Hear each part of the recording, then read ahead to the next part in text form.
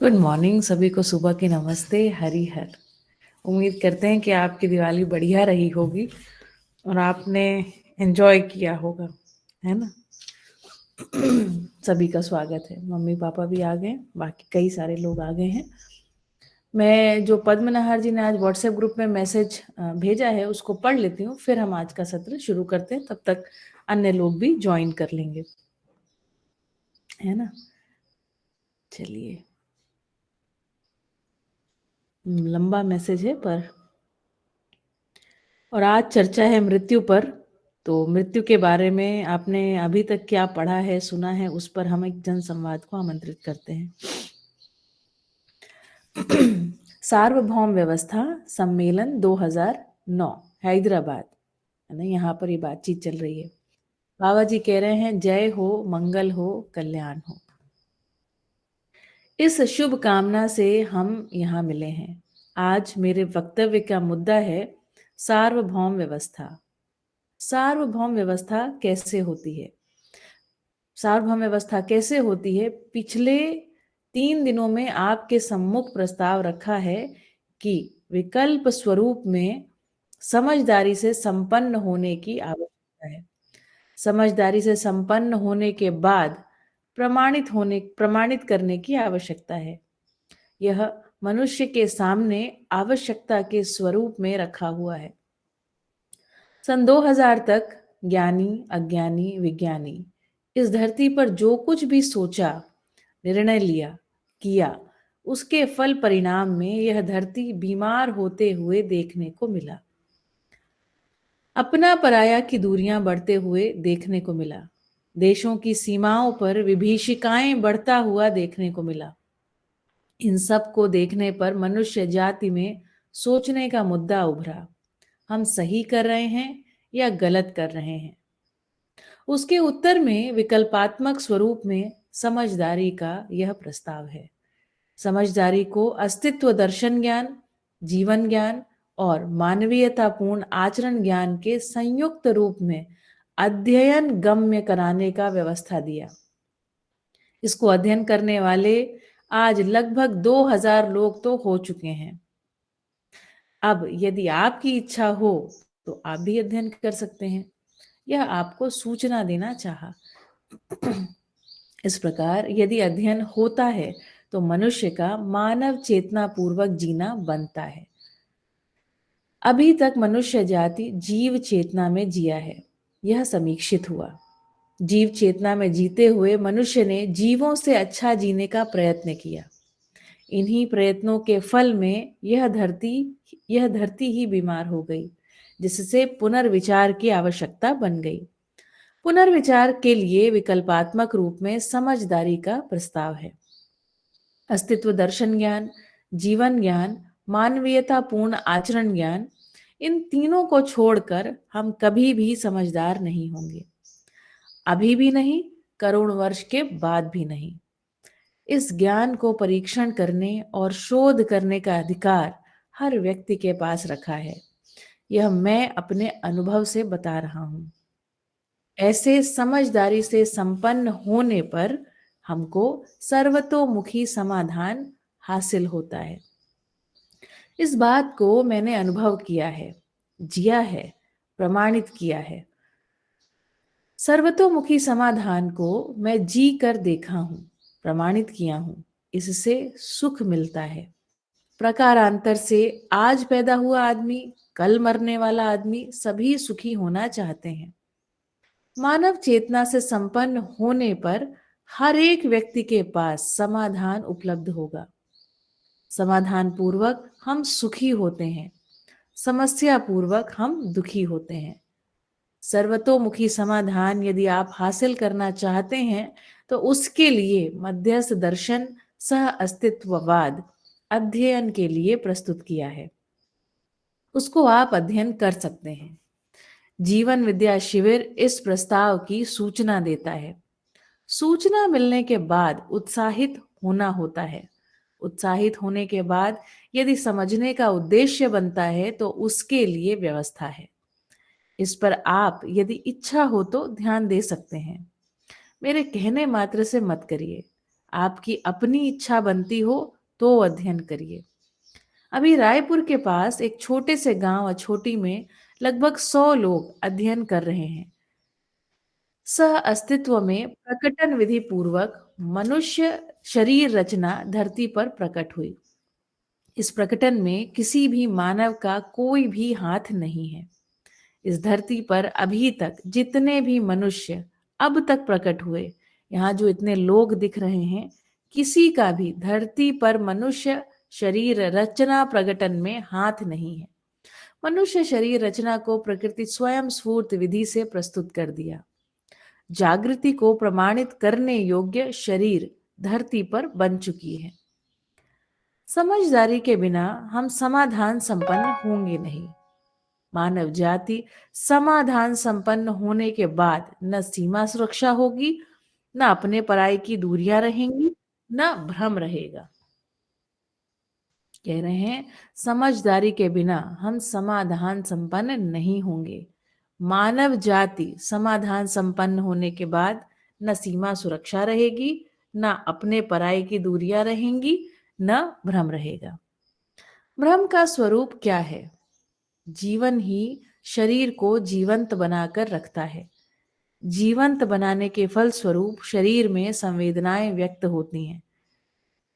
संवेदनाओं को देखकर जीवन ही बुद्धू बनता है और शरीर को जीवन मान बैठता है। यही भ्रम है। यह भ्रम रहने तक जीवन शरीर के मरने और जीने को अपने साथ जोड़ लेता है। शरीर को जीवन मानना ही भ्रम का मूल स्वरूप है। समस्या भ्रमवश है। समाधान जागृति पूर्वक होता है। यदि हम समस्या प्रस्तुत करते हैं तो हम भ्रमित हैं। यदि हम सर्वतोमुखी समाधान प्रस्तुत करते हैं तो हम जागृत हैं। इसको फिर से सुनिए। जागृत यहाँ पर किसको कह रहे हैं? यदि हम समस्या प्रस्तुत करते हैं तो हम भ्रमित हैं। यदि हम सर्वतोमुखी समाधान प्रस्तुत करते हैं तो हम जागृत हैं। हर व्यक्ति इस बात का स्वनिरीक्षण कर सकता है ना, कि हम समस्याएं प्रस्तुत कर रहे हैं या समाधान स्वरूप हो रहे हैं या सर्वतोमुखी समाधान प्रस्तुत कर रहे हैं। विकल्पात्मक मध्यस्थ दर्शन का अध्ययन करने से मानव सर्वतोमुखी समाधान संपन्न होता है। सभी विधा में समाधान प्रस्तुत करने योग्य होता है। एक मिनट।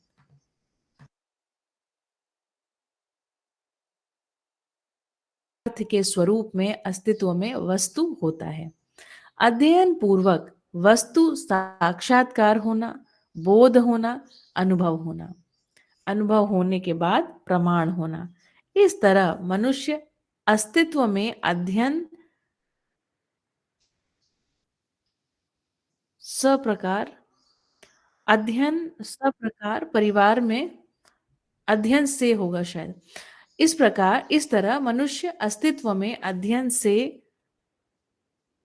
प्रकार परिवार में सुख शांति पूर्वक जीना बनता है। सभी परिवार ऐसे सुख सभी परिवार ऐसे सुख शांति पूर्वक जीने वाले होने पर अखंड समाज होता है ना। तो कह रहे हैं, इस तरह मनुष्य अस्तित्व में अध्ययन पूर्वक परिवार में सुख शांति पूर्वक जीना बनता है और फिर ऐसे परिवारों की परस्परता में सुख शांति पूर्वक जीने वाले होने पर अखंड समाज होता है। सभी परिवार समाधान समृद्धि संपन्न होने पर अखंड समाज का गठन होता है। उससे कम में अखंड समाज होने वाला नहीं है। ऐसे समाज में हम अभय संपन्न होते हैं, भय मुक्त होते हैं। अभी इसके अभाव में कौन क्या कर देगा, यह आशंका बना ही रहता है। मनुष्य जाति का सारा इतिहास इस बात की गवाही है। सभी बात आपके सम्मुख है। अभय संपन्न होने के बाद हम सार्वभौम व्यवस्था के पक्ष में जाते हैं। यह अनुक्रम से होने वाली बात है। चार अवस्थाओं का परस्पर संतुलन ही सार्वभौम व्यवस्था है। इसमें नियम नियंत्रण संतुलन, न्याय धर्म सत्य पूर्वक जीना प्रमाणित होता है। इन प्रमाणों के साथ मानव सुख शांति संतोष आनंद पूर्वक जीने की स्थिति में आता है। सुख, शांति, संतोष और आनंद जीवन सहज अपेक्षा है। समाधान, समृद्धि, अभय और सह-अस्तित्व, ये 4 घाट हैं। व्यक्ति के स्तर पर समाधान, परिवार के स्तर पर समाधान और समृद्धि, समाज के स्तर पर समाधान, समृद्धि और अभय, समग्र व्यवस्था के स्तर पर समाधान, समृद्धि, अभय और सह-अस्तित्व। समाधानित होने के लिए अध्ययन है। अध्ययन कराने का शुरुआत मैंने किया है। सार्वभौम व्यवस्था हो जाने पर क्या होगा, ऐसा प्रश्न पूछ रहे हैं। तो कह रहे हैं सार्वभौम व्यवस्था में हम सत्य को प्रमाणित करते हैं। सह अस्तित्व परम सत्य है। सह अस्तित्व को हम व्यवस्था में प्रमाणित करते हैं। इस तरह मानव प्रकृति सहज विधि से, अस्तित्व सहज विधि से, सह अस्तित्व सहज विधि से जीता है। इसको हर व्यक्ति सोच सकता है, समझ सकता है, जी सकता है और प्रमाणों को प्रस्तुत कर सकता है। सार्वभौम व्यवस्था में हम 5 आयामों में बहुत अच्छी तरह से जी पाते हैं। सार्वभौम व्यवस्था में मनुष्य के जीने के 5 आयाम हैं। पहला शिक्षा संस्कार, दूसरा न्याय सुरक्षा, तीसरा स्वास्थ्य संयम, चौथा उत्पादन कार्य और पांचवा है विनिमय कोश। शिक्षा संस्कार से मानव परंपरा में समाधान उपलब्ध होगा। इससे सबके लिए न्याय सुलभता हो जाएगी। समझदार परिवार में संबंधों में न्याय होता ही है। समझदारी के बाद न्याय कोई दुरूह नहीं है। दुरूह मतलब कठिनाई से प्राप्त होने वाली कोई बात नहीं है। भ्रमित रहने तक न्याय महान दुरूह है ना, बहुत मुश्किल से मिले, है ना, अथवा मिले ही ना, महान दुरूह है। समझदारी के बाद संबंधों की पहचान, मूल्यों का निर्वाह, मूल्यांकन और उभय तृप्ति होने पर न्याय होता है। न्याय को हम अध्ययन कराते हैं, जबकि इस धरती पर जितने भी सुप्रीम कोर्ट हैं उनमें न्याय का अता पता नहीं है। सभी देशों के संविधानों के 3 ही कायदे हैं। पहला गलती को गलती से रोको, दूसरा अपराध को अपराध से रोको और तीसरा युद्ध को युद्ध से रोको। इन तीनों कायदों के रहते उनसे न्याय कहाँ मिलेगा। इन 3 कायदों के अलावा ये कोर्ट जन सुविधा की बात करते हैं। सुविधा का कोई तृप्ति बिंदु नहीं है। सबके लिए सुविधा संग्रह की चाहत को पूरा करने की संभावना ही नहीं है ना, जिसकी कोर्ट्स बात कर रहे हैं। उससे पहले विगत में कहा गया था कि भक्ति विरक्ति में कल्याण है। भक्ति विरक्ति सबको मिल नहीं सकती। भक्ति विरक्ति रहस्य से शुरू होता है, रहस्य में ही अंत होता है। भक्ति विरक्ति के रहस्य से पार अभी तक किसी एक व्यक्ति के वश का रोग नहीं हुआ। भक्ति विरक्ति रहस्य से मुक्त हो जाए, शिक्षा में स्थापित हो जाए, आचरण में आ जाए, व्यवस्था में प्रभावित हो जाए, ऐसा आज तक नहीं हुआ। भक्ति विरक्ति से व्यवस्था होगा, ऐसा हम आस्था के आधार पर अरमान करते रहे, मतलब इच्छा करते रहे। आस्थाएं धीरे धीरे शिथिल होता हुआ देखा जा रहा है, मतलब नई पीढ़ी में इस प्रकार की आस्थाएं नहीं बनी हुई हैं। जब कभी भी शिक्षा की समीक्षा समिति बनती है तब उसमें प्रधान रूप में कहा जाता है कि आस्था का हनन हो रहा है। मतलब हनन मतलब मर रही है, कम हो रही है। यह सब सुनने पर लगता है लोगों के मन में कुछ तो आया है, किंतु इस स्थिति का समाधान उनसे संभव नहीं हुआ। न्याय अन्याय की बात मनुष्य की परस्परता में ही होती है। न्याय की अपेक्षा मानव परस्परता में ही होती है। न्याय सुलभता का आधार है संबंधों की पहचान। संबंधों के नाम सबको विदित हैं। सभी भाषाओं में संबंधों के नाम तो हैं, लेकिन संबंधों के प्रयोजनों का ज्ञान नहीं है। संबंधों के प्रयोजनों को निर्वाह करने का अधिकार बना नहीं है ना। यहाँ पर अधिकार मतलब लेने की बात नहीं है ना, अधिकार मतलब अपनी ताकत नहीं बनी है। कह रहे हैं संबंधों के प्रयोजनों को निर्वाह करने का अधिकार बना नहीं है। जैसे माता पिता, ये नाम सुदूर विगत से भाषा में है, किंतु माता पिता के साथ न्याय कैसे होगा, क्यों होगा, क्या प्रयोजन होगा, इसके बारे में कोई बात ना शिक्षा में है, ना व्यवस्था में है और ना ही आचरण में है। अभी जितने समुदाय परंपराएं हैं, किसी में भी नहीं है। इसी कारण अनुसंधान करना पड़ा। अनुसंधान पूर्वक प्राप्त वस्तु को विकल्पात्मक स्वरूप में रखना पड़ा। उसको अभ्यास में लाने के लिए उपक्रम करना पड़ा। उस उपक्रम में यह सम्मेलन भी है। अपनी अपनी जगह में हम सब शुभ के लिए कार्य कर रहे हैं। हम शुभ के लिए क्या कार्य किए, आप क्या कार्य किए, इसे सम्मेलन में परस्पर सुनकर हम उत्साहित होते हैं। अगले वर्ष पिछले वर्ष से ज्यादा शुभ के लिए कार्य करते हैं। इस ढंग से होते होते हम यहाँ तक पहुंचे हैं। यह जो इतनी बात आपको बताया, उसमें कुछ पूछना हो तो आप सबका स्वागत है। सबको धन्यवाद, शुभाशीष, प्रणाम और नमन। श्रद्धेय बाबा श्री ए नागराज जी के उद्बोधन पर आधारित 4 अक्टूबर 2009, हैदराबाद। बढ़िया, बहुत मतलब मुझे लगता है बड़ा प्रिसाइसली बाबा जी ने पूरी बात रखी। सभी का एक रिवीजन जैसा भी हो गया सुनते सुनते, है ना। बहुत सुंदर बात है। देखिए, प्रिय हित लाभ की जब तक दृष्टियां हैं तब तक परस्परताओं में कोई बातचीत नहीं है। जैसे ही आपको न्याय, धर्म, सत्य इसकी तरफ मुड़ना है, परस्परता में ही देखना बनता है ना। परस्परता में ही ये बातें समझ में आती है, वहीं पर ये होगा, है ना। इसलिए सह अस्तित्व एक अनिवार्य बात बन जाती है। बढ़िया, तो फिर से सभी का स्वागत है। पापा आ चुके हैं और आज ऐसा कहा था पापा ने कि मृत्यु की जो चर्चा होगी उसमें आप सभी भी बताइएगा कि मृत्यु के बारे में आप सभी ने क्या क्या सुन के रखा है। तो इस कन्वर्सेशन को ओपन करने के हिसाब से मैं उस हिसाब से देखती हूँ, है ना। और हम बचपन से लेकर के आज तक मृत्यु के बारे में क्या चर्चा कर रहे थे, वहां से शुरू करते हैं। भागीदारी करने के लिए आप आपका वीडियो ऑन कर सकते हैं ताकि एक जन संवाद का थोड़ा माहौल बने, थोड़ा लगे कि हाँ हम सब आपस में आमने सामने बैठे हुए हैं। तो बचपन से मृत्यु के बारे में सुनते रहे भाई कि एक तो मैंने ये सुना है ना कि आत्मा जैसी किसी चीज का अस्तित्व नहीं है और मैं सोचता हूँ इसलिए मैं हूँ। I think because I am and I am because I think, है ना। ऐसा मैंने सुना। तो मतलब आत्मा जैसी कोई सूक्ष्म कोई वास्तविकता नहीं है। लेकिन ये सुनते समय मुझे कभी ऐसा लगा नहीं कि ये सच बात है। मुझे लगता था, क्योंकि मुझे मौत कभी स्वीकार नहीं होती थी, है ना। किसी को, मुझे लगता है किसी को भी नहीं होती रही होगी।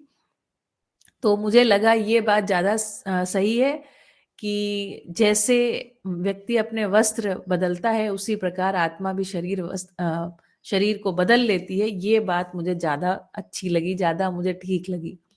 लेकिन साथ ही साथ मौत से डर भी लगता है कि मौत के समय एक मौत कैसी होगी, है ना। और जब किसी की मृत्यु को सुनते हैं, आकस्मिक मृत्यु होती है, तो वहां पर रोना गाना भी देखते हैं। कई बारी बड़ा सेंसिटिवली अजीब सा भी लगता है। अम, कई बारी मैं बचपन में हमारे घर के पास एक लोग रहते थे, बूढ़े लोग थे, करीब 100 वर्ष के हुए होंगे। और मुझे याद है कि मैं करीब 5 या 6 वर्ष की रही, तो उनकी जो अर्थी थी ना वो सजाई गई बहुत सारी झंडियों। पहले एक झंडियां जैसी चीजें आती थी सुतली में ना, कागज के ऐसे ट्रायंगल ट्रायंगल बने रहते थे, ऐसी उस चीज से उन्होंने सजाया, गुब्बारे लगाए, है ना। और म्यूजिक वालों को बुलाया और उनकी जो, जैसे किसी की शादी में एक म्यूजिक बजता है ना, वैसा ही म्यूजिक बजने लगा। और मैं 5-7 वर्ष की रही होंगी, तो मैं और मेरे भाई बहन हम सब नाचने लगे, है ना। तो हमारी माता जी ने बोला कि ये जो म्यूजिक बज रहा है इस पे नाचना नहीं है, क्योंकि ये किसी की मृत्यु का म्यूजिक बज रहा है। तब हम सोचने पे ये मजबूर हो गए कि यार तो फिर म्यूजिक क्यों बजा रहे हैं। फिर खैर उस समय तो चुप रहे, लेकिन उसमें हम जिस स्ट्रीट पे रहते थे, जिस गली में रहते थे, वहां बहुत सारे बच्चे थे जो स्वाभाविक रूप से म्यूजिक बजने पर नाचने लगे। तो कई लोग शांति से वो अर्थी ले जा रहे थे और कई लोग नाच भी रहे थे, छोटे छोटे बच्चे नाच रहे थे। ये बात मुझे मृत्यु की पहली एक ये झलक जो है ना, वो मुझे यही बात याद आती है। आ, फिर फिर मम्मी ने समझाया, मैंने कहा फिर बजा क्यों रहे हैं लोग, रो गा क्यों नहीं रहे। तो उन्होंने कहा वो 100 वर्ष के होकर के मरे हैं और आ, मतलब कुल मिला के मुझे ये समझ में आया कि एक समय आता है जब परिवार में आपकी बहुत कोई अधिकाधिक उपयोगिता नहीं रह जाती है, तो मुझे लगता है मृत्यु से परिवार वाले भी रिलीव होते हैं। अन्यथा जब तक आपकी एक बड़ी कोई भागीदारी बनी रहती है, जैसे मान लीजिए किसी का कमाने वाला कोई व्यक्ति चला जाए घर का, तो मैंने देखा कि बहुत कोलाहल मचता है, बहुत रोना-धोना होता है ना? इस तरीके से जब ऐसा देखा तो एक मैं हमारे घर के बगल में ऐसा हुआ कि कुछ मृत्यु हो गई, एकदम आकस्मिक मृत्यु हो गई। 30 साल, 32 साल के हमारे जीजाजी हम बोलते थे, तो उनकी मृत्यु हो गई, तो बड़ा रोना-धोना मचा।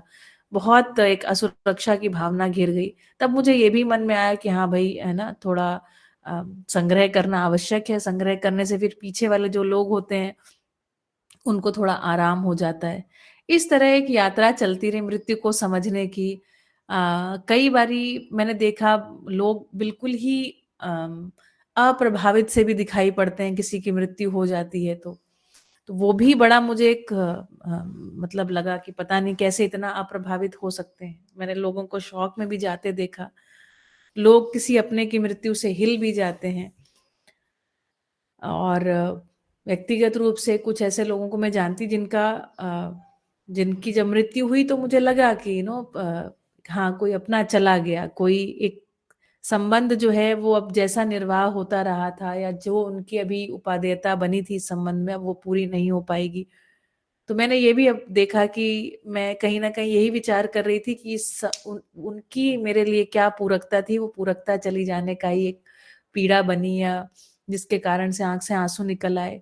दूसरी बात मैंने अपने में ये भी देखा कि बहुत कृतज्ञता से भी मैं रोई हूँ। बहुत बार ऐसा हुआ है। हमारे एक अंकल जी थे, अशोक शर्मा नाम था उनका। तो जो उनकी मृत्यु पर मुझे बहुत रोना आया और मैं बहुत रोई। मैं शायद कृतज्ञता भाव से रो पड़ी, है ना? मुझे ये भी लगता है। वैसा कोई बहुत ऐसा नहीं था कि बहुत कोई उनसे कुछ मिल रहा था जो नहीं मिलेगा, लेकिन ऐसा भी हुआ। तो मेरे इस प्रकार के अनुभव रहे। विलास भैया, अब आप बताइए मृत्यु के बारे में क्या सुना? इस कन्वर्सेशन को आगे बढ़ाइए। जी। बाकी लोग भी जिनके लिए संभव है वो वीडियो ऑन कर लें, है ना? और दीदी, चर्चा मैंने में। भी जो गीता में जो सुना है कि आत्मा अमर है, और वो जो परंपरा में सुना है उसी के हिसाब से ही मैं भी देखता था इसको। बाकी हुँ, सोम भैया के शिविर करने के बाद समझ में आया कि जो मृत्यु से जो के बाद हम अपने लिए ही रोते हैं, कि उनसे जो हुँ, हमें भाव शायद नहीं मिल रहा था, जैसा आपने भी बताया, वो उसकी उसका अभाव हो जाएगा, उसी लिए हम रोते हैं। वो चीज एक क्लिक करी। बाकी यही रहा कि आत्मा अमर है। आत्मा जो है वो शरीर नया वस्त्र धारण कर लेती है, वही चीज भी हमने ही सुनी है। बाकी हुँ, मृत्यु के बाद एकदम से इमिडिएट होता है ऐसा प्रोसेस, ये भी कुछ क्लिक नहीं किया कि शायद समय लगता है या इमिडिएट हो जाता है ये चीज। तो इसमें भी हुँ, संशय है, अभी भी मतलब संशय ही है कि क्योंकि एक्सपीरियंस किया नहीं है, बस सुना ही भर है। हुँ। एक्सपीरियंस जब करेंगे तो काउंट कैसे करेंगे? मैंने ये सब सुना तब मैं ये भी सोचने लगी कि यार काउंट कैसे करते होंगे उस समय में ईयर्स? मैंने हम्म। कुछ एक विधाएँ सीखी हैं तरह-तरह की जिसमें हमको ऐसा भी बताया गया, प्राणिक हीलिंग में ऐसा बताते हैं कि 20 वर्ष न्यूनतम लगते हैं, है ना? उनका एक अपना कैलकुलेशन है। तो कौन सी अलग-अलग विधा है प्रकार ये? की आत्माओं के स्तर बताए। हाँ, ये सब कुछ चीज़ें इसमें फ़नी भी हो जाएँगी एक टाइम के बाद, कौन सी लेकिन विधा उनमें है ऐसा ये हाँ, शालिनी? कौन सी विधा है ये आप जो प्राणिक बता रहे हीलिंग हैं? बोलते हैं, प्राणिक हीलिंग। प्राणी किलिंग, ओके। हुँ, हुँ। तो उसमें है ना वो आगे के उनके कुछ जो हायर कोर्सेज़ होते हैं उसमें वो ऐसा बताते हैं कि 20 वर्ष का समय लगता है न्यूनतम। उसके बाद ही आप शरीर ले सकते हैं। और फिर मैंने बहुत सारे लोगों से सुना तो उसमें ओशो ने कहा, जैसे उन्होंने कहा तुरंत ही व्यक्ति जो है वो उन्होंने जैसे कहा कि आप रोते इसलिए हैं क्योंकि मतलब आप दुखी इसलिए होते हैं क्योंकि जो भोग का सुख होता है ना शरीर में, तो उन्होंने कहा वो आपको नहीं मिलेगा, तो चूँकि आप भोग में ही सुख को माने रहते हैं, तो भोग के लिए तत्पर हो जाते हैं। मतलब जैसे ही शरीर छूटता है ना, तो वापस आपके अंदर ये प्रवृत्ति बनी रहती है कि भोगना है अभी। तो इसके कारण से तुरंत ही शरीर हो जाता है।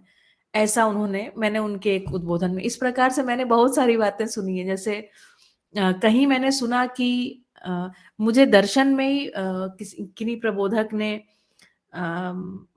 शायद साधन भैया से मैंने ये बात सुनी कि पहले जो अम, आत्मा है, या मतलब आत्मा मतलब जीवन है, तो वो बैठा रहता है और बहुत सारा पश्चाताप या एक विचार करता है ना, समीक्षा करता है शायद। मैं बहुत सही सही बात नहीं कह पा रही हूँ जैसा उन्होंने कहा था, लेकिन उन्होंने कहा था कि वो सोच विचार कर लेता है कुछ, ऐसा भी मुझे ध्यान है ऐसा कि शायद ये है। तो एक बात मैंने ये भी सुनी, और बाकी लोग बताएं क्या सुना, स्वर्ग नर्क वाली कोई चर्चा उठाएं। स्वर्ग नर्क के बारे में भी काफी जो कुछ पहले तो ये सुनते थे कि एक अलग ही वर्ल्ड है स्वर्ग, और हाँ। नर्क भी एक अलग वर्ल्ड है, दोनों में डिस्टिंक्शन ऊपर ही कहीं है। वहां हम्म। पे आपको नर्क की जो परिभाषा है कि आग आग में जलाया जाएगा, कढ़ाई में तला जाएगा, और हम्म। अलग अलग जानवरों से कटवाया जाएगा। और स्वर्ग की जो कल्पना थी वो वही अप्सरा वाली थी कि अप्सराएं हाँ, नाचती है। और सही बात है। आपको विविध जो संवेदना के ऊपर ही था वो भी, कि सारे पकवान मिलेंगे और ऐसा ऐसा कुछ होगा। हाँ, कंटिन्यूअसली आपको लेकिन भोग की बाद में फिर व्यवस्था थोड़ा सा होगी। और डीप गए तो फिर थोड़ा सा पता चला कि नहीं, स्वर्ग और नर्क यहीं पे ही है। जो कुछ है वो हम्म। अगले जन्म में ही यहीं पे ही स्वर्ग और नर्क मिलना है। ऐसा भी कुछ हाँ। पता चला कि अगर आपके कर्म सही होंगे तो आपको अगले जन्म में ही यहाँ पे जहाँ भी आपका जन्म होगा वो स्वर्ग जैसा होगा। हम्म। और अगर कर्म आपके खराब होंगे तो हो सकता है कि ऐसी जगह आपका जन्म मिले कि जहाँ पे आपकी जीना दुश्भर हो, और वही आपके लिए नर्क है। हाँ, हाँ, इस तरीके से बहुत सारे लोग अपने अपने एक्सप्लेनेशन भी सुनते रहे, मतलब जो शास्त्रों में लिखा होगा वो पता नहीं, गरुड़ पुराण करके शायद है, इसमें सब चीजें लिखी हुई हैं। तो मैंने उसको सुना, मुझे कुछ समझ में नहीं आया गरुड़ पुराण में। जैसे हमारे यहाँ जब किसी की मृत्यु होती है ससुराल पक्ष में, तो गरुड़ पुराण का कुछ वो करते हैं, पाठ जैसा करते हैं, फिर और भी चीजों का पाठ करते हैं। तो या हम भी ये सब भाई सुनते रहे ना, धरती अलग अलग व्याख्याएं सुनते रहे कि अ, क्या होता है क्या नहीं होता है। अब ये भी है, मृत्यु हो जाने के बाद ये जीवन कहाँ बना रहता है, ऐसा भी कोई प्रश्न पूछ सकते हैं, है ना। बाकी लोग भी पार्टिसिपेट करें, देखिए कन्वर्सेशन को मैं आगे बढ़ाने के लिए ऐसे बातें कर रही हूँ, आप भी इसमें पार्टिसिपेट करिए, अपनी बाकी बात दूसरा रखिए। जो आपने बताया कि बैंड बजता है नृत्य में, तो ये हाँ। महाराष्ट्र में भी नॉर्मली नॉर्मल ट्रेंड था ये, बहुत मतलब अभी भी होता है कि किसी की साउथ मृत्यु में हो भी है, गई। हाँ। साउथ में भी ऐसा है, और साउथ में सभी के साथ ऐसा है। जैसे किसी हम्म। की अगर एक्सीडेंटल भी मौत होती है तो भी वो गाते बजाते हाँ, ही लेकर के जाते बिल्कुल हैं। बिल्कुल, ये ऐसा नहीं है कि 100 ईयर्स अटेन किए हो तभी ही, ऐसा नहीं है। हाँ, पर यूपी में ऐसा है, यूपी में ऐसा है, यूपी में अच्छा। बहुत अच्छे से रोना धोना होता है। हाँ। हम्म। तो ये सब वहां पे बना रहता है, और बहुत सारी बातें मुझे। जी हाँ, कनी राजा भैया, यस। नमस्ते दीदी। नमस्ते, स्वागत है। अ, दीदी साउथ में जब 100 ईयर्स हो जाते हैं तो सेलिब्रेट करते हैं उसको, उनका फल, पैसा और मिठाई सब फेंक के जाते हैं। और अच्छा। नॉर्मल लोगों का जब डेथ हो जाता है तो बजाना तो होता ही है, रोना धोना हम्म। तो होता ही है हाँ। कि ये इस तरह का कस्टम्स है। अच्छा, अच्छा, उसमें मतलब ये डिफरेंस है, फल हाँ, पैसा ये हाँ सब जी। फेंकते हैं। हाँ, वो उसका बहुत बड़ा क्या कहते हैं, वो चैरियट टाइप का बना के उस बंदे हाँ। को इतना उछालते रहते हैं कि वो बहुत खुशी मनाते हैं, सौ सौ जी लिया, अब तो इसको जाना चाहिए, ऐसा करके। लेकिन नॉर्मल हाँ। डेथ हो जाती है तो रोना धोना तो होता रहता है, लेकिन वो बजाना होता है, ड्रम्स हाँ, बजाते हैं। ड्रम्स बजाते हैं, हाँ मैंने देखा जी। है भाई। मैं बैंगलोर रही हूँ 2 साल, तो हाँ जी, हाँ जी, मैं तो हाँ चौंक गई थी पहले कि ऐसे जी। कैसे हो सकता है। कोई हाँ, कोई युवा एक्सीडेंट का केस था और वो बजा रहे थे, तब मुझे पहली बार ये स्ट्राइक हुआ। उस समय 23 वर्ष की थी करीब में। हाँ तो जी। तब मुझे स्ट्राइक हुआ कि अच्छा, नो मैटर व्हाट, मतलब डेथ पे फिर भी ये सब बजा रहे हैं, क्यों और बजा रहे हैं पता नहीं। हाँ। वो इसलिए है कि एक तो जैसे अभी अपना मान्यता है कि कोई आत्मा निकल रहा है तो उसके बारे में सबको पता चल जाए गांव में। और हम्म। दूसरा, कोई भी रास्ते में हो रहा है वो रास्ता दे दे, और हम्म। वो भी 2 मिनट के लिए मौन धारण कर ले। ये एक हाँ। समझ है। और दूसरी बात है, सभी जगह पे 16 दिन का, 12 दिन का एक दुख रिचुअल। मनाना। हाँ। और उस बॉडी को गलने का वो मौका जो है, ये क्रिश्चियनिटी में भी है, हिंदुइज्म में ये दफनाते हैं तो भी, या जलाते हैं तो भी, ये रिचुअल्स है। राइट, राइट, ये रिचुअल और किस आधार पर आए? हाँ। ये यही है कि कई अभी का जनरेशन को इसका इम्पोर्टेंस पता नहीं है, क्यों ऐसा करते हैं। लेकिन जब समझ आया तो दफनाते हैं, तब बोलते हैं कि नमक भी साथ में डालते हैं, ताकि शरीर बहुत जल्दी से जल्दी गल जाए, ताकि उस आत्मा वहीं पे ना मंडराए, ऐसा बताते हैं। तो कन्वर्सेशन को आगे बढ़ाते हैं तो सभी लोग सोचिए, क्या मतलब शरीर जैसे छूट गया तो क्या फिर भी आत्मा उसी में जो जीवन है वो क्या अभी भी आत्मा के साथ लिप्त रहता होगा? लिप्तता होती होगी ना, तभी तो मंडराता रहता होगा। फिर मैंने ओशो के एक आख्यान में ये भी सुना था, वो बता रहे, उन्होंने किसी किताब में पढ़ा था, क्योंकि ओशो की ज्यादातर बातें किन्हीं न किन्हीं किताबों के उसके आधार पे ही बोलते थे। तो बोले कि जिन जगहों पर शरीरों को जला दिया जाता है वहां पर भूत प्रेत की बाधाएं कम होती हैं, और जहां नहीं जलाते हैं वहां भूत प्रेत बहुत अधिक होता है, ऐसा उन्होंने कहा, हमने सुना। अब इन सभी बातों पर है ना, ये थोड़ी एक इंटरेस्टिंग भी है, थोड़ी रहस्यमयी बातें, क्योंकि मृत्यु जिन्होंने देखा वो हमें बता नहीं सकते, ठीक है, हमें भी अपने आप में ही देखना पड़ेगा। अब व्यक्तिगत रूप से मुझे बड़ा एक मैं अपनी बात रखती हूँ, मुझे लगता है, मुझे एक उल्लास की वस्तु लगती है। मुझे बहुत एक लंबे समय से हर रोज मुझे लगता है आज अगर मेरी मृत्यु हो जाए तो, है ना? और मैं ठीक हूँ क्या? मतलब आज मरने के लिए रेडी हूँ क्या? और ये मुझे लगता है कि कहीं न कहीं ओशो को सुनते समय ही ये बात मेरे मन में आ गई थी। आई थिंक कहीं न कहीं कुछ कन्वर्सेशन रहा होगा, और तब से मैं ये बात को सोचने लग गई कि मैं जब मरूँ, मतलब मेरी आज मान लीजिए रैंडम मृत्यु हो जाए, तो मैं खुश रहूँगी क्या कि आज जो शालिनी को करना था उसने कर लिया। तो मुझे लगा कि ये वहाँ से ही मेरे अंदर आ गया था, और फिर एक लंबे समय तक हम रोज़ ही मौत के बारे में सोचते रहे। आज भी सोचती हूँ मैं ये, मुझे दिन में एक बार ये ख़्याल आता ज़रूर है कि मेरी मृत्यु हो जाए तो आज का काम हो गया, मतलब आज जो करना था, जो सार्थक काम, बाकी तो चलते रहेंगे। इस तरीके से मैं अभी भी सोचती हूँ। और फिर दर्शन से जब कभी मेरी बात हुई, एक बार मेरी मम्मी से बात हुई, मम्मी मतलब सुनीता पाठक जी से बात हुई, तो उन्होंने बताया, उसके बाद मुझे ना एक उत्साह जैसा हो गया। मुझे लगा यार मरना तो बड़े मजेदार, मतलब मजे का काम है, क्यों कि आप फिर हमने अपनी उसमें लगाई बातचीत की।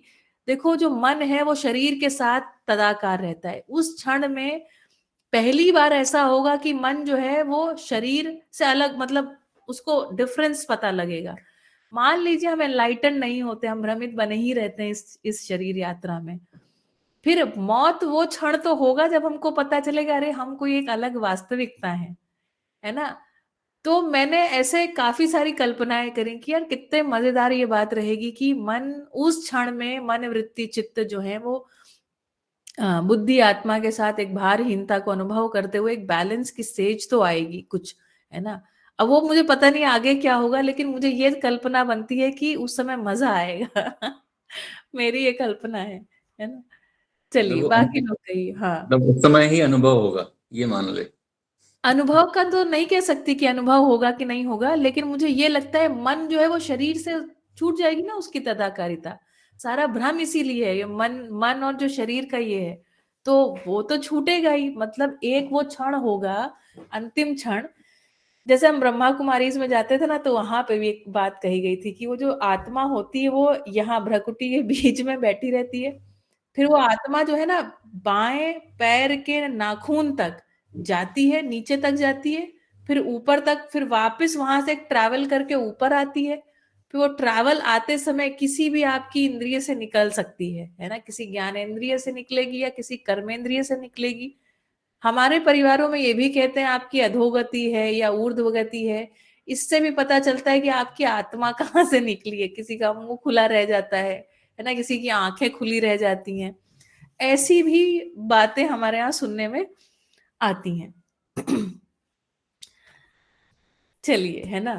अम, बात करते हैं और बताइए और दूसरे लोग क्या कहना चाहते हैं इस बात पे। पापा अदरवाइज फिर आप ऐड करिए कुछ बात। कोई प्रश्न बनता है तो प्रश्न पूछिए, है ना? या फिर बाबा जी ने क्या कहा है मृत्यु को लेकर भी कोई बातचीत हुई हो तो वो बातें हमें बताइए। मम्मी आप भी बताइएगा।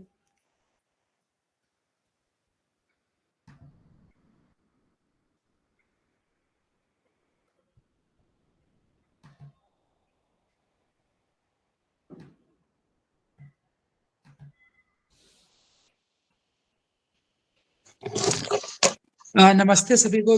दीदी मेरा एक प्रश्न नमस्ते। बन रहा है। जी।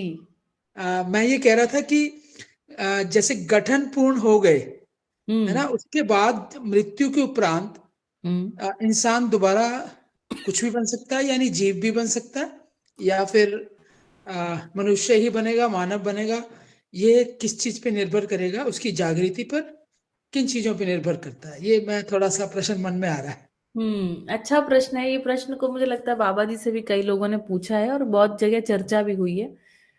तो जैसी स्वीकृति रहती है ना, सामान्य रूप से ह्रास की तरफ स्वीकृति नहीं होती है ना? ह्रास मतलब निचली जो अवस्थाएं है ना, मतलब जो जीवावस्था की शरीर रचना को हम चलाएं जा करके, ऐसी स्वीकृति नहीं बनती है किसी भी मानव की। हम अपने में ही सोचे ना, भाई देखिए मरने के बाद हम वही रहेंगे जो हम हैं, केवल ये शरीर नहीं रहेगा, लेकिन हम तो वही रहेंगे। अब ऐसे ही सोचिए कि क्या आपकी स्वीकृति बनती है, आगे मनुष्य शरीर चलाना है या कोई जानवर शरीर चलाना है? दीदी जैसे कई बारी ना मैं जैसे अपने बारे में बताऊं तो मुझे पक्षियों से बहुत प्रेम है, मुझे चिड़िया से बहुत प्रेम है, और अभी देहरादून में रहते हुए तो ये प्रेम और बढ़ गया है। तो मुझे कई बारी क्या ऐसा भी संभव है, अब मैं चिड़िया के प्रति इतना मोहित हो रहा हूँ तो कहीं हाँ, तो क्या मैं भी कुछ नेक्स्ट बर्थ में चिड़िया या उस रूप में बन सकता हूँ क्या? मुझे लोग बोलते हैं कि आप जिस तरह के भावों में रहते हैं वो चीजें हो जाती हैं। जी तो ये जी। एक प्रश्न किसी ने हाँ मेरे ये से किया, ये प्रश्न कि आप जैसे आपको चिड़िया से प्यार है, तो कहीं ये आपका उस तरफ तो नहीं है? उस तरफ गति ना हो जाए। हाँ, तो इससे कोरिलेट करके अगर कोई आंसर मिल पाए तो हाँ अच्छा लगेगा। हाँ, जितना मुझे पता है मैं कह देती हूँ, फिर बाद में पापा कहें और लोग भी कहें। जो जीवन गठनपूर्ण परमाणु है ना, वो सप्त धातुओं से रचित शरीर ही चलाता है। तो चिड़िया में मुझे नहीं लगता कि सप्त धातुएं होती हैं, ये दर्शन के हिसाब से मैं बात कर रही हूँ यहाँ पर, मेरी जानकारी के हिसाब से। तो चिड़िया में शायद सप्त धातुएं नहीं होती हैं, है ना? तो वो शरीर नहीं चलाएगा जीवन, ऐसा मेरा उत्तर है। और अन्य कोई जैसे गाय है, जैसे कुत्ता है, ये शरीर जीवन चलाता है। जीवनी क्रम में इस तरीके के शरीर को चलाया हुआ रहता है। जीवनी क्रम मतलब जब जीवावस्था इवॉल्व हो रही थी, उस क्रम में हम ही लोग गाय, कुत्ता, फिर जो जितने प्रकार के निएंडरथल और ऐसे एक पूरा सीरीज है ना जो मानवों का आया, उस सब में मुझे लगता है वो सब हम चला के आए हैं। गोरिल्ला है, बंदर है, इन सभी में सप्त धातुएं हैं। तो ये सारे मुझे लगता है कि हम लोगों ने शरीर चलाए हैं। चिड़िया का मुझे नहीं लगता कि चिड़िया में सप्त धातु है। जी। और बताइए कृष्ण भैया, बताइए और बताएं। आज बसंत भैया नहीं है। नितिन भाई, अरविंद भाई, जगदीश भाई, संध्या दीदी, रमनीक भाई, हरिओम भाई, पूनम दीदी, मोनाली और दिलीप भाई, सभी लोग बताएं। हाँ नमस्ते दीदी। नमस्ते। मैं बस एक था मन में प्रश्न कि जो ये मोक्ष वाला है शब्द, तो ये दर्शन में कहीं है कि मतलब मोक्ष कब मिलता है, या कितने किस जन्म के बाद, या कुछ या पूरा ज्ञान प्राप्त करने के बाद ही हम मोक्ष ले सकते हैं? बाबा जी ने एक लाइन में लिखा है, भ्रम से मुक्ति ही मोक्ष है ना? अन्यथा जो मोक्ष की कल्पना है वो ऐसी है कि आत्मा जो है, मतलब जो इकाई है, वो व्यापक में विलय हो जाती है। जी। अन्य जो कल्पनाएं हैं वो ऐसी हैं कि इकाई जो है वो व्यापक में विलय हो जाएगी। फिर उसको हम लोगों ने, है ना, टेक्निकली भी देखें तो फिर वो पूर्ण की संज्ञा नहीं दे सकते हम व्यापक को। जी जी। क्योंकि उसमें कुछ घट रहा है, कुछ जुड़ रहा है, उसी से कुछ निकल रहा है, कुछ उसमें जा रहा है। तो ये बात नहीं, बाबा जी ने कहा इकाई और व्यापक का सह अस्तित्व है और वो उसमें घुलती मिलती नहीं है। आत्मा जो है घुलती मिलती नहीं है, जाकर के जागृत हो जाती है, मतलब आत्मा के नियंत्रण में, आत्मा से संकेत ग्रहण करके आगे बुद्धि, फिर इस प्रकार बुद्धि के संकेत से चित्त, चित्त के संकेत से वृत्ति, वृत्ति के संकेत से मन, और मन के नियंत्रण में इस प्रकार से शरीर आ जाता है। तब ये भाषा ठीक बनती है कि हम शरीर को चला रहे हैं। अभी तो वास्तविकता ये है कि शरीर हमको चला रहा है, जी है ना। इसलिए शरीर का ये जब मानव व्यवहार दर्शन का किताब के मतलब चैप्टर शुरू होने के पहले 3-4 पन्ने लिखे हैं, वो बहुत अच्छे लिखे हैं। उसमें लिखा है दुख क्या है, तो शरीर का जो मन पर दबाव है, मन का वृत्ति पर दबाव है, और वृत्ति का जो चित्त पर दबाव है, इसी का नाम दुख है ना। मतलब हम जब भ्रमित मानव अथवा 4 विषय 5 संवेदनाओं में जीते हुए जो कम विकसित है ना, शरीर कम विकसित है, मन अधिक विकसित है, वृत्ति अधिक विकसित है, मन कम विकसित है उससे। तो इस तरीके से ये जो कम विकसित जो है वो अधिक विकसित पर दबाव डाल रहा है, इसी का नाम दुख है।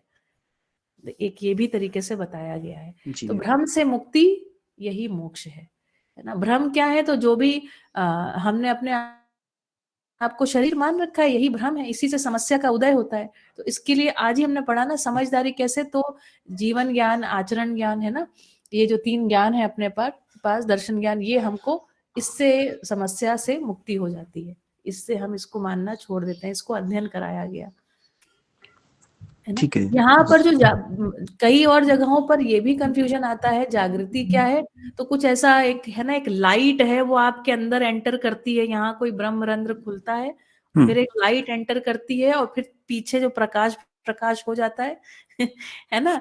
या आप अगर आप ब्रह्मा कुमारी से हमने सुना ना, वो एक बाबा वो आए, फिर कमरा लाल प्रकाश से भर गया। या फिर जैसे सदगुरु सुनाते हैं कि वो बैठे और एकदम समाधि में चले गए और फिर उनको टाइम का कुछ पता नहीं चला। अलग अलग लोग अलग अलग चीजें सुनाते हैं। ओशो भी अपना सुनाते थे कि एक रात ऐसी थी जिसमें फिर हम पेड़ के नीचे गए और बैठे और उस समय सब हो गया, दर्शन हो गया। ऐसी अलग अलग कल्पनाएं बनती हैं। यहाँ पर जो शब्द जागृत है उसका अर्थ है कि सर्वतोमुखी समाधान संपन्न हो जाना, व्यक्तिवादिता का परिवार में विलय हो जाना, परिवार जो है वो समाज में विलय हो जाना, और ऐसे इसके फलस्वरूप है ना न्याय धर्म सत्य में अथवा नियम नियंत्रण संतुलन को प्रमाणित करते हुए व्यवस्था में जीने लग जाना। इसको सत्य को प्रमाणित करते हुए जीना कह रहे हैं, इसको जागृति कह रहे हैं, है ना। हमें अनुभव संपन्न मानव के जो ज्ञान का प्रकाश है, उस ज्ञान को समझ करके, क्या इन्होंने कहा, अध्ययन कर लो भाई। अध्ययन मतलब समझ लो, जान लो उस चीज को, और उसके फलस्वरूप जब हम समाधान के समस्या के स्थान पर सर्वतोमुखी समाधान में जीने लगते हैं, इसको जागृत मानव कहा बाबा जी ने, है ना। तो अब हम लोगों को वो लाइट वाइट वाले एक्सपीरियंस हो सकता है ना हो, किसी को एक आध को होता हो तो पता नहीं, कह नहीं सकती हूँ मैं, लेकिन वो हमारे लिए ऐसा नहीं होगा कि कमरा जो है वो एकदम लाल प्रकाश से भर जाएगा और कुछ होगा जी। कल्पना तो नहीं बनती है। ठीक है जी पापा, अभी आप मुझे लगता है उपलब्ध हैं, तो आप कुछ जोड़िए इसमें। कोई प्रश्न तो कुछ है नहीं।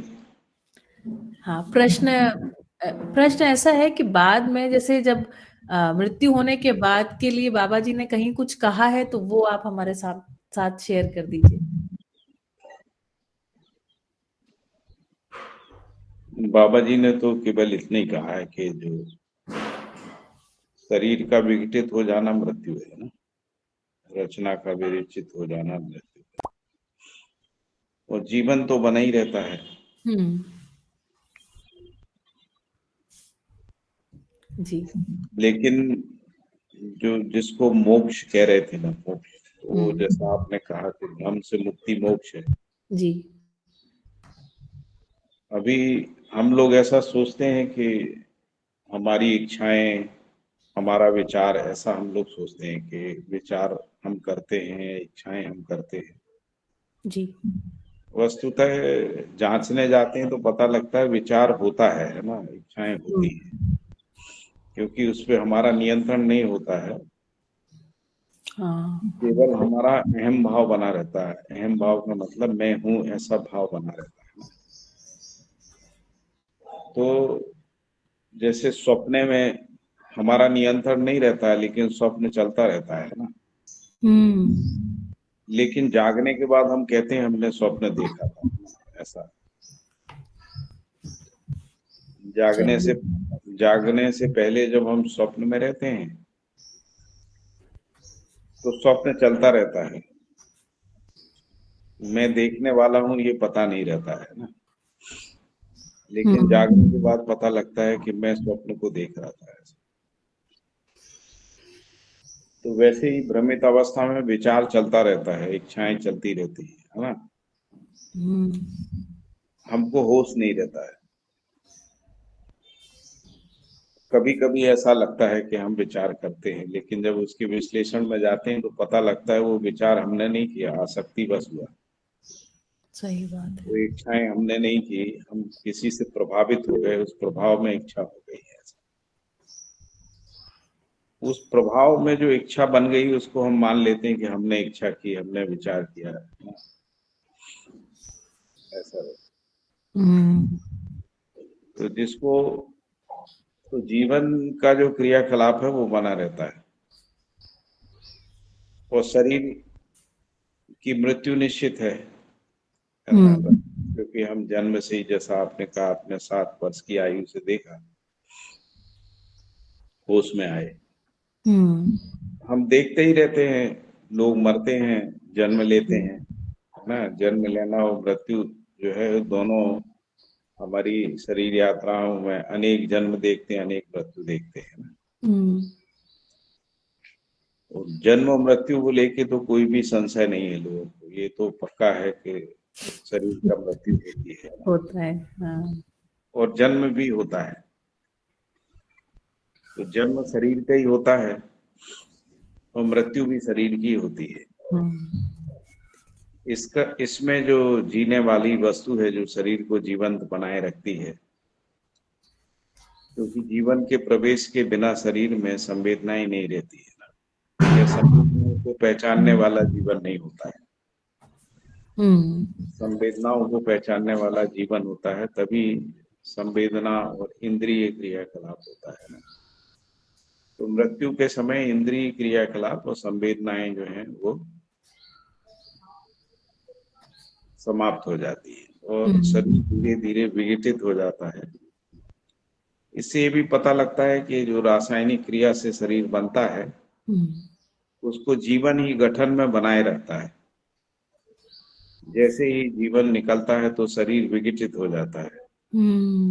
ये ताकत यदि रचना संसार में होती तो रचना संसार संगठित होने तक शरीर को संगठित बनाए रखता है, लेकिन जैसे ही जीवन निकल जाता है तो वो तेजी से विकसित होता है। इससे पता लगता है कि संगठित होने का, शरीर के गठन होने का, शरीर निर्माण का जो ताकत है वो जीवन की उपस्थिति के कारण से है।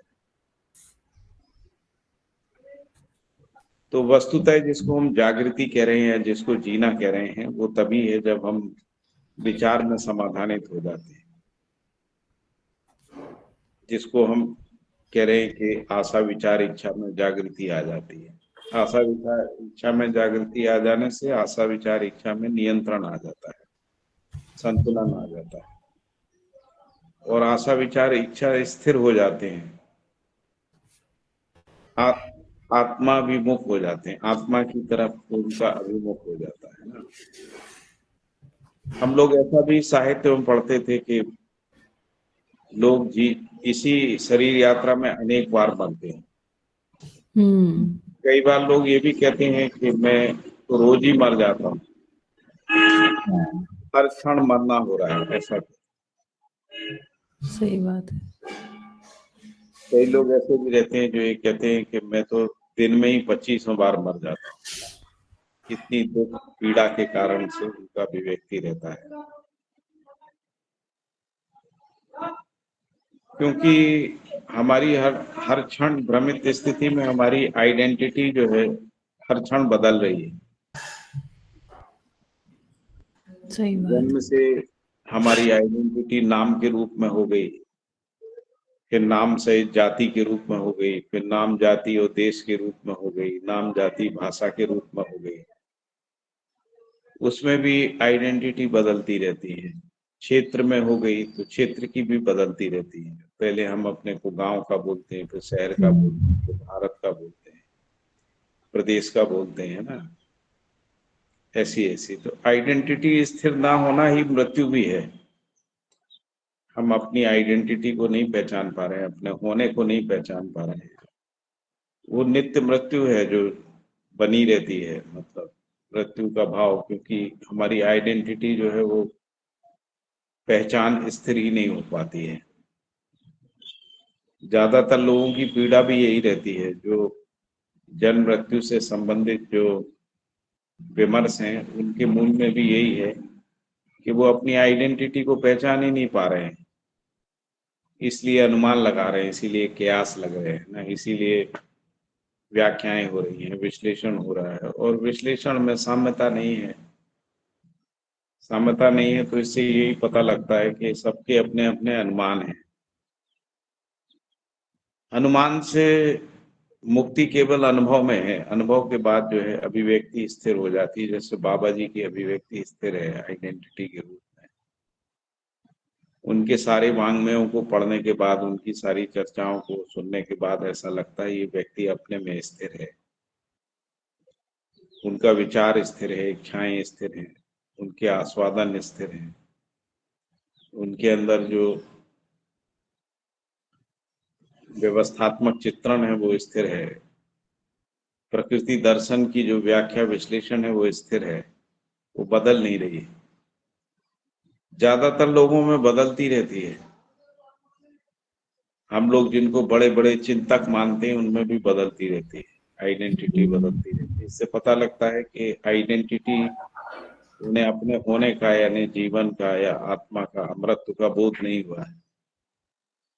अनुमान पूर्वक जी रहे हैं और इसलिए अनुमान के आधार पर व्याख्याएं बदलती है, पहचान बदलती है ना। तो बाबा जी के साथ एक स्थिरता दिखती है। परंपरा में भी कुछ लोग हैं जिनके वांग्मयों को पढ़ने के बाद उनमें एक प्रकार की स्थिरता दिखती है। बाकी लोगों में आग्रह दिखता है। आग्रह का मतलब है जैसा मैंने मान लिया है आप भी वैसा मान लीजिए। खासकर जो आध्यात्मिक परंपराएं हैं उसमें बहुत आग्रह रहता है। आग्रह का मतलब हठ धर्मिता रहती है। हठ धर्मिता कट्टरवादिता को जन्म देती है और कट्टरवादिता आदमी को आदमी से दूर कर देती है, एक संप्रदाय को दूसरे संप्रदाय से दूर कर देती है। जबकि मानव एक होना चाहता है, मानव में एक होने की प्रवृत्ति है, जैसे अखंड समाज के रूप में एक होना चाहता है, इसीलिए अपनी पहचान का विस्तार चाहता है। पहचान का विस्तार परिवर्तनशील संसार में होता नहीं है, वो न्याय में ही हो सकता है, धर्म में, सत्य में ही हो सकता है। वो अखंड समाज सार्वभौम व्यवस्था में ही पहचान की व्यापकता हो सकती है ना। तो इसीलिए परंपरा में बहुत सारे जीवन संबंधी कयास लगाए गए हैं, अनुमान लगाए गए हैं। जी। जैसे हम ये भी कहते हैं कि जब कोई व्यक्ति दूर जाता है तो हम कहते हैं वो आंखों से ओझल हो गया। ओझल हो गया, इसी को कहते हैं कि अब वो आकाश में समा गया, ऐसा कहते हैं, क्योंकि अब हमको दिख नहीं रहा है ना। आंख के देखने की एक सीमा है। तो वैसे ही मोक्ष का कल्पना लोगों में रहा होगा।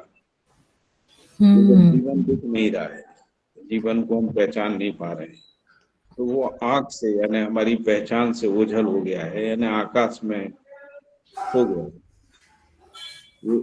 विलय हो गया।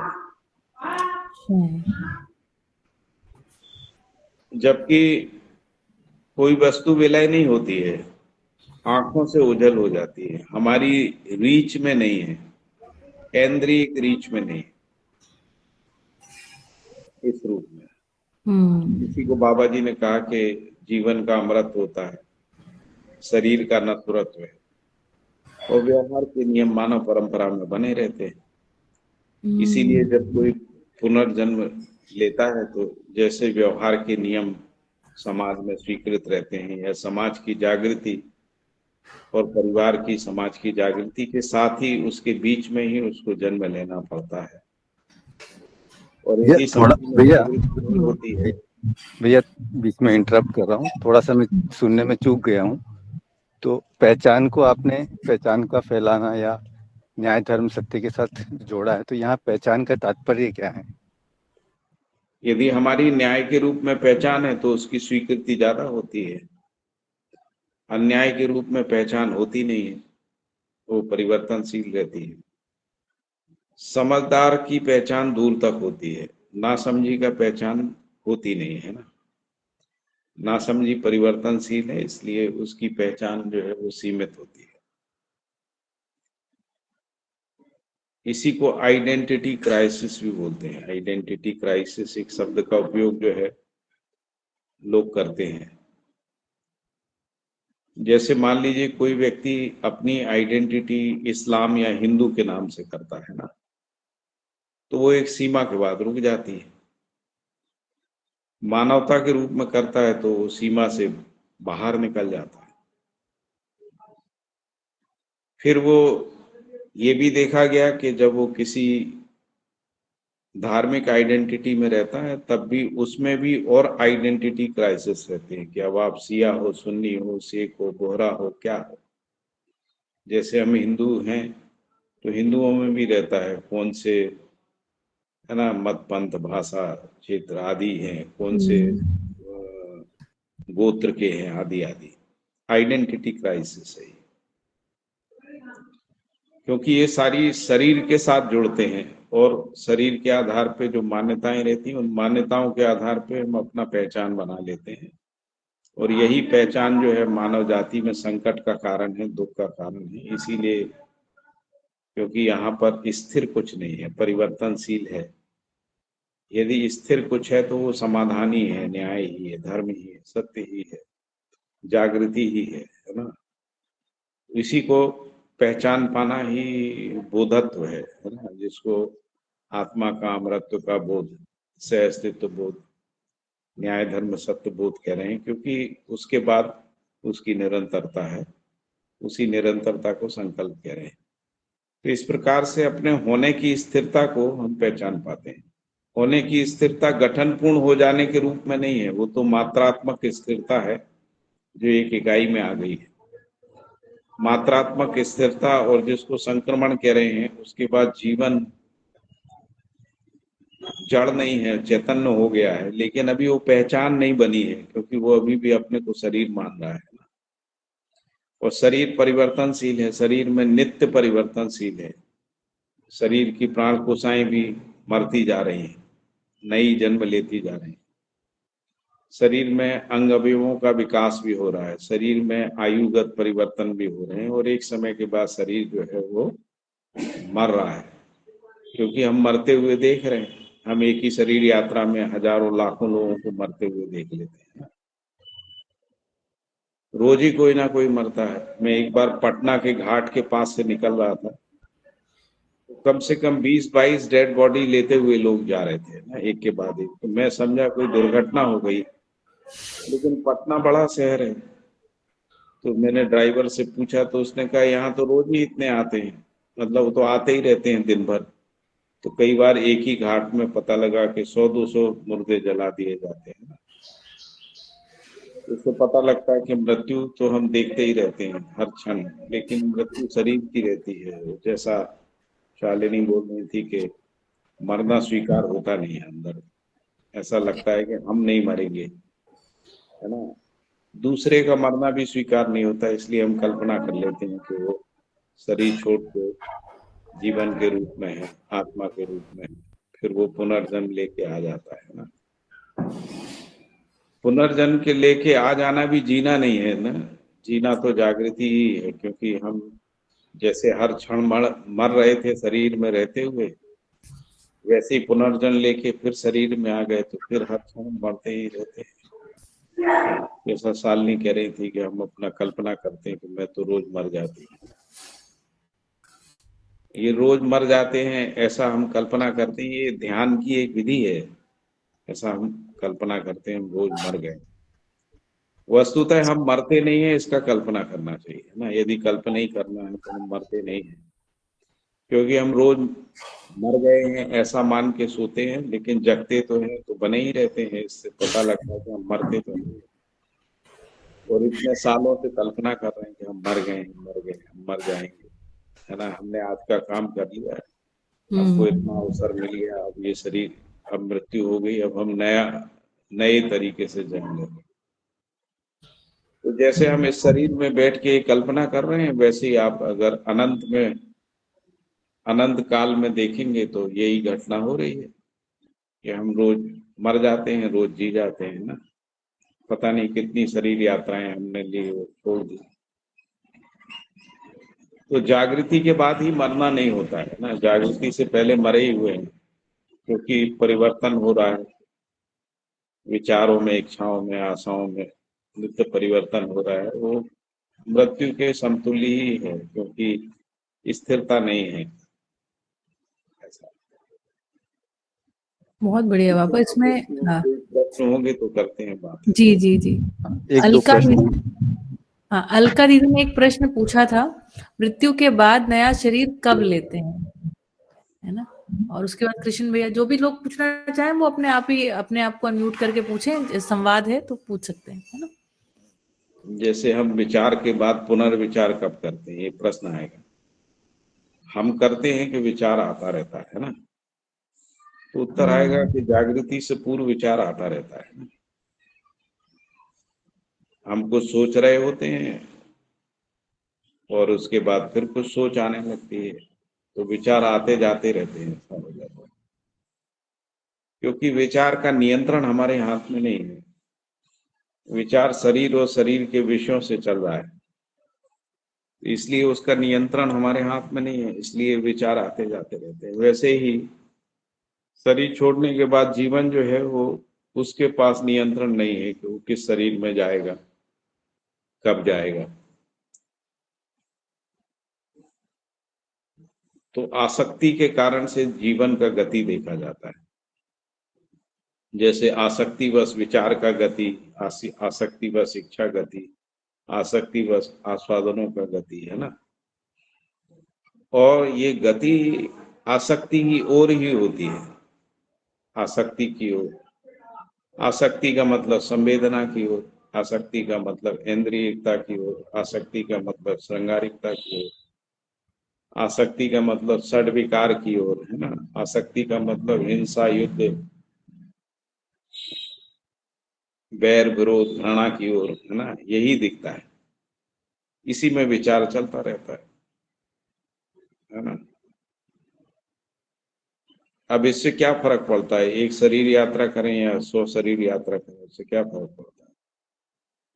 क्योंकि हमारा अपना होना स्थिर ही नहीं है, आत्मबोध हुआ ही नहीं, स्वबोध हुआ नहीं, विचार में स्थिरता आई नहीं है ना। इच्छा हमारे नियंत्रण में नहीं है, आशा हमारे नियंत्रण में नहीं है, केवल हमारा अहम भाव है कि हम हैं, बस ऐसा बना हुआ है। वो भी हम अपने को ठीक से नहीं पहचान पा रहे हैं, क्योंकि हमारा होना सह अस्तित्व में है, हम अपने को एक क्रिया के रूप में देख रहे हैं। तो इसलिए ये महत्वपूर्ण नहीं है कि हम कितने जन्म लेंगे और ये जन्म कैसे होता है। महत्वपूर्ण ये है कि हम जागृत हो पाएंगे कि नहीं, हम समझदार हो पाएंगे कि नहीं, समझ की निरंतरता हमारे अंदर स्थापित हो पाएगी कि नहीं। यदि ये हो पाती है तो शरीर का प्रयोजन पूरा होता है, जीवन का प्रयोजन पूरा होता है, और फिर सार्थकता पूर्वक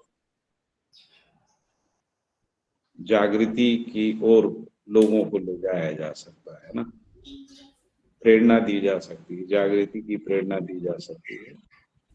भ्रमित व्यक्ति जिंदा रहते हुए भी किसी के लिए प्रेरणा नहीं है, मृत्यु के बाद भी प्रेरणा नहीं है, अनेक शरीर लेने के बाद भी कोई प्रेरणा नहीं है, अनेक शरीर लेने के बाद भी वो अपने को जीवन रूप में स्वीकारता नहीं है।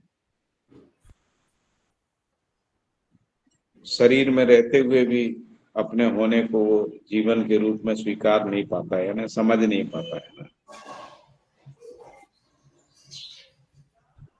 ठीक है, समझ में आ रहा है।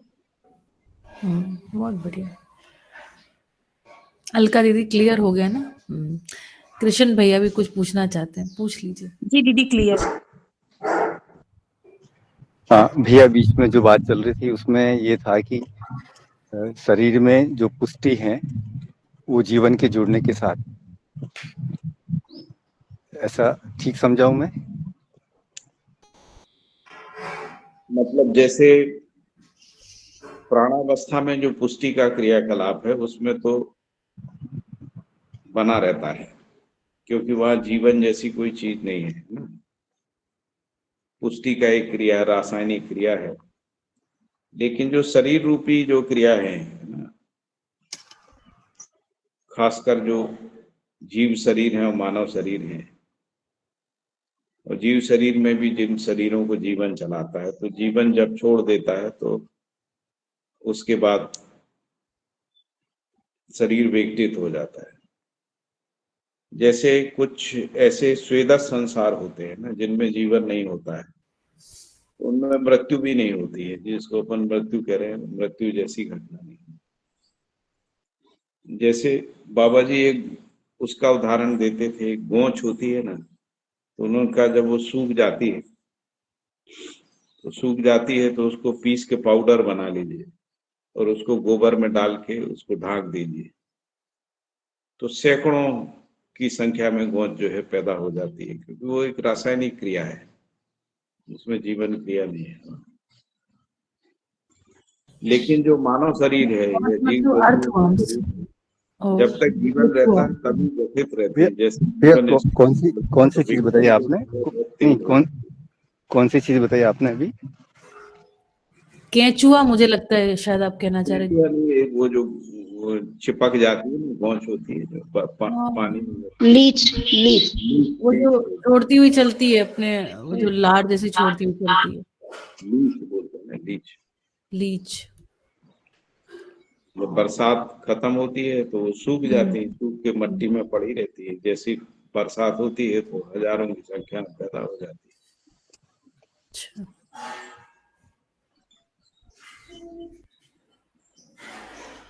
ये तो मेरे को तो भी स्पष्ट नहीं हुआ, क्योंकि हम शरीर को प्राणावस्था की इकाई बोलते हैं, और प्राणावस्था में तो पुष्टि उसका धर्म है। अब पुष्टि की क्रिया प्रभावित हो जाती है ना, जैसे प्राण कोशिकाओं में पुष्टि एक अलग चीज है, लेकिन शरीर में पुष्टि एक अलग चीज है ना।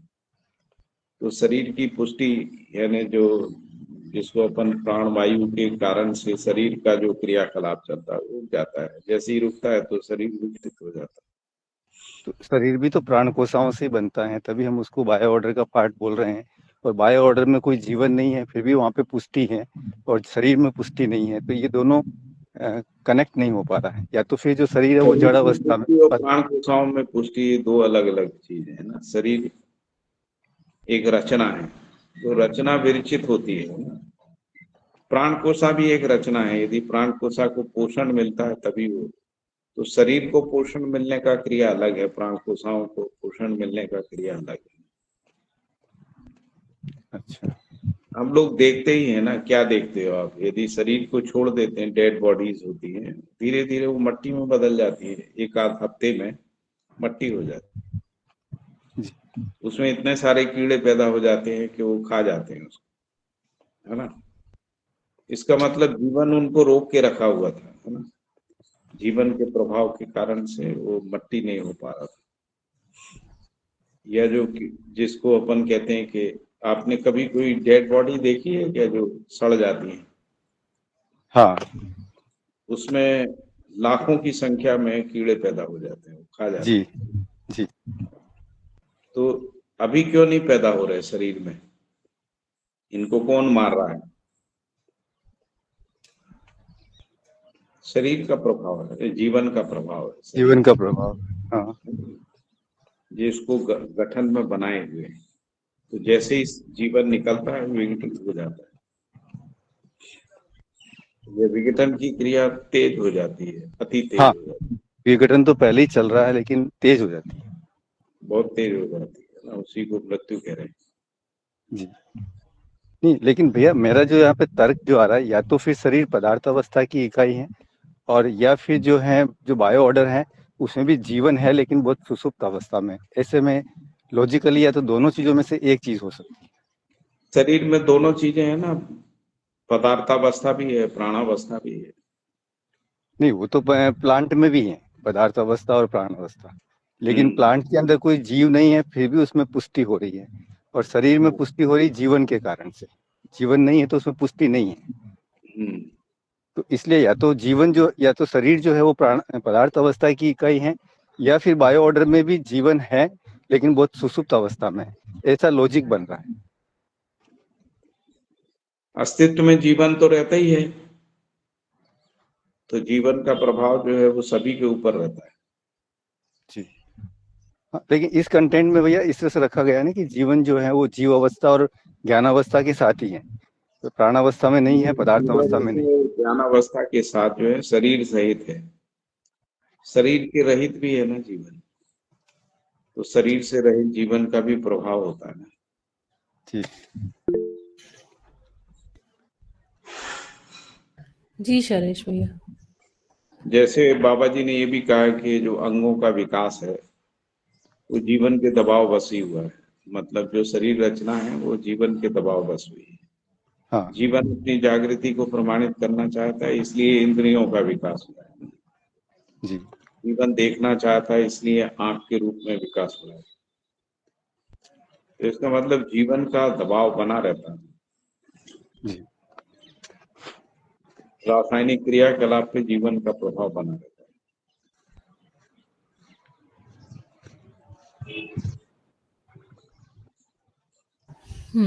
शैलेश भैया कुछ पूछना चाहते वो पूछ लें, फिर मेरा भी एक प्रश्न बन रहा है।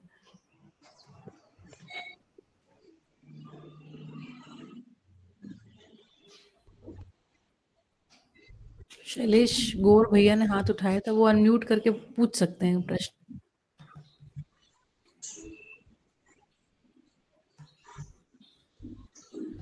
तब तक आप हाँ संध्या में। हाँ नमस्ते भैया। भैया ये प्रश्न उठ रहा था कि जो है श्रेष्ठ जन और नेष्ठ जन वो किस तरह से प्रभावित करते हैं। जैसे अब किसी को जो है ओपरा हो जाता है या माता आ जाती है, वो कहते हैं कि वो बोलते हैं हमारे अंदर से, और श्रेष्ठ जन हम लोगों को प्रभावित करते हैं जब वो शरीर के साथ नहीं होते हैं। तो ये प्रोसेस कैसे रहता है, इसको थोड़ा समझाइए।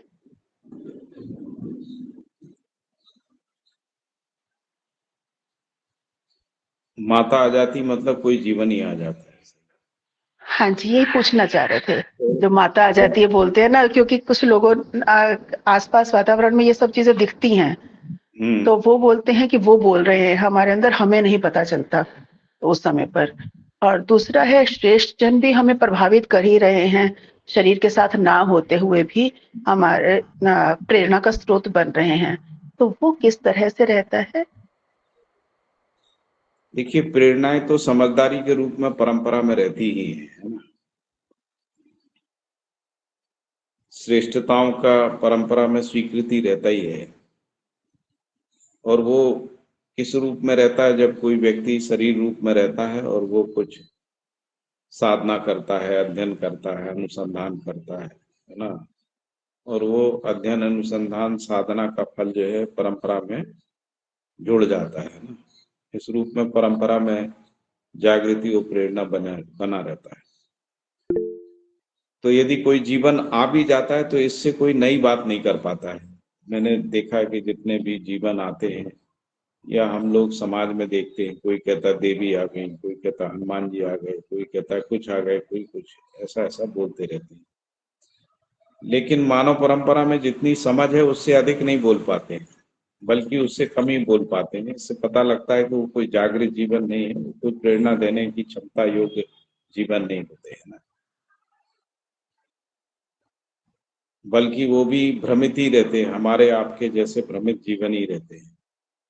उनमें एक प्रकार की हठधर्मिता दिखती है, किसी इष्ट के प्रति, किसी देवी के प्रति, कोई आसक्ति के प्रति। जैसे भूत आत्माएं, प्रेत आत्माएं होती हैं, उनमें खाने पीने की आसक्ति रहती है, तो वो कहते ये वाला खाना लाओ, वो वाला लाओ, है ना, ऐसा करो ऐसा करो ऐसा।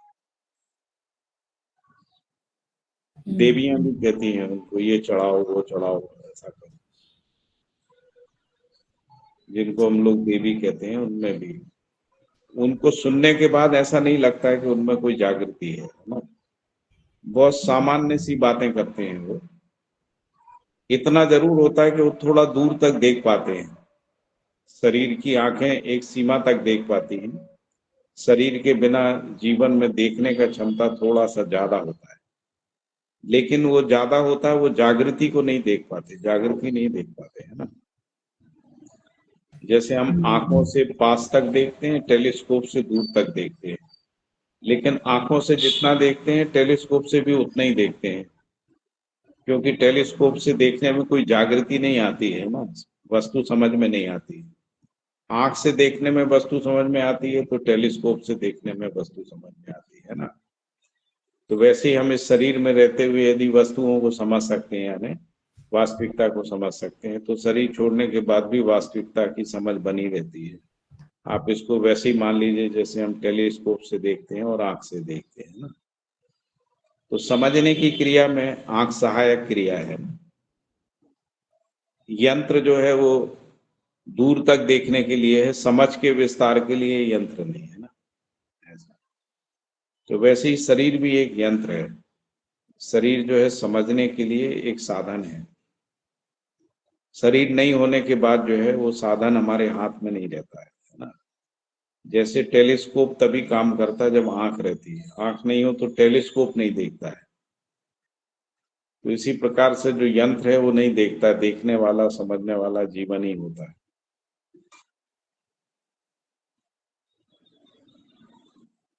मैं इसी से संबंधित प्रश्न था कि फिर हमारे जैसे हमारे ही परिवार में कई सारी डेथ होती हैं, तो उसमें से कुछ जीवन तो किसी के शरीर से अपना आप को एक्सप्रेस करते हैं और कुछ शरीर कभी एक्सप्रेस ही नहीं करते, कुछ जीवन कभी एक्सप्रेस ही नहीं करते किसी के भी शरीर से। तो क्या वो उनकी आसक्ति पर निर्भर करता है क्या? वो जो अपने जीवन में आसक्त रहे हैं उसी की वजह से कुछ जीवन तो वापस आकर के अपने आप को एक्सप्रेस करना चाहते हैं और कुछ नहीं करना चाहते। ऐसे ही है जैसे कोई घर में बहुत तेजी से गुस्सा करता है, कोई गुस्सा नहीं करता है। तो वैसे ही कोई निर्णय ले लेता है हमको व्यक्त होना है तो व्यक्त हो जाता है, जो नहीं होता है तो नहीं। आमतौर पे लोग जो है शांति रहना चाहते हैं। कोई कोई जिद्दी टाइप के लोग होते हैं, वो इस तरीके का काम करते हैं। हठ धर्मिता, जिद्द, है ना, या अत्यधिक आसक्ति के कारण से दूसरे शरीर के माध्यम से व्यक्त होते हैं। और एक पर्टिकुलर टाइम तक होते हैं, उसके बाद वो होना व्यक्त बंद हो जाते हैं। तो इसके पीछे कहीं ऐसा है कि वो जीवन तब तक तो जो उसने जन्म नहीं लिया, फिर उसने जन्म ले लिया। अब तो आप ऐसे ही समझ लीजिए जैसे गुस्सा थोड़े समय के बाद खत्म हो जाता, आसक्ति थोड़े समय के बाद खत्म हो जाती, नई आसक्ति पैदा हो जाती, नहीं हो जाता।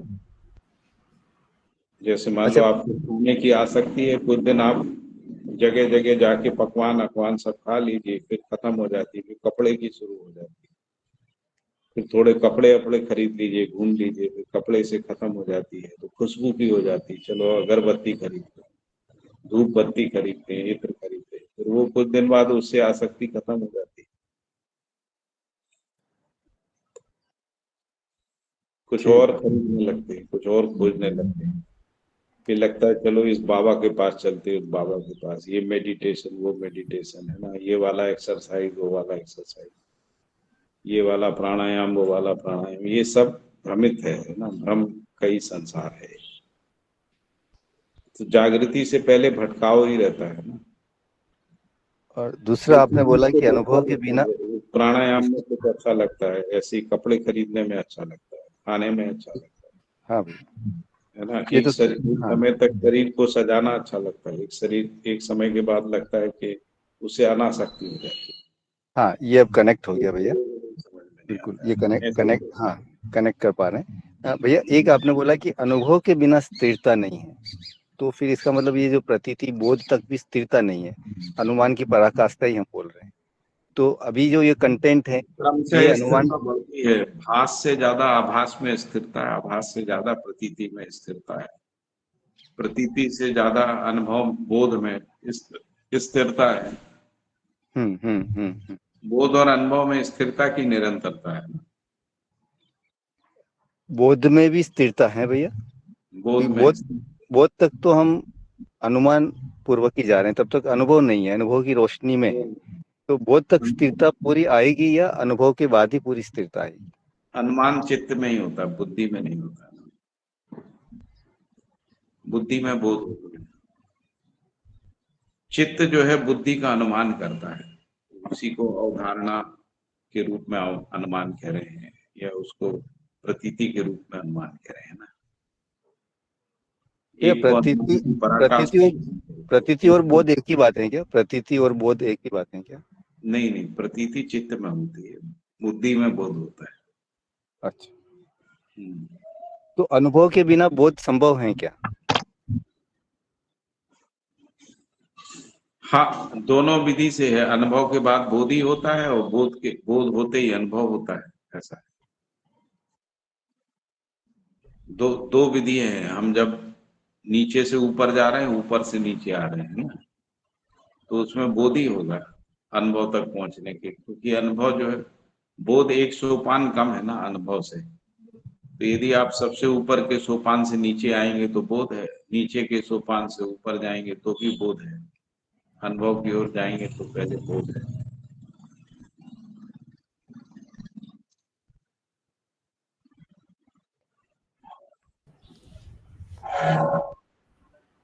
तो अनुभव पूर्वक हम चिंतन तक, साक्षात्कार तक, अध्ययन पूर्वक हम चिंतन साक्षात्कार तक पहुंचते हैं, या बोध तक की यात्रा भी इसमें संभव है?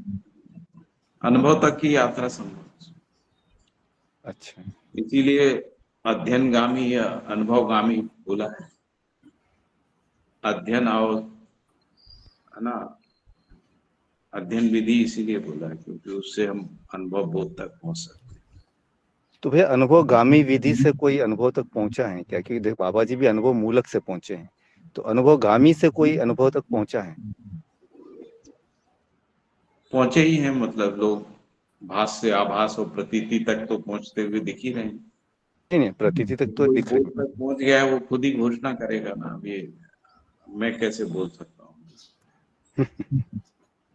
ठीक है, लेकिन हम ऐसा भी नहीं कह सकते कि कोई नहीं पहुंचा है, क्योंकि यदि कोई बोल नहीं रहा है हमारे सामने तो वो नहीं पहुंचा है, ये थोड़ी हम कह सकते।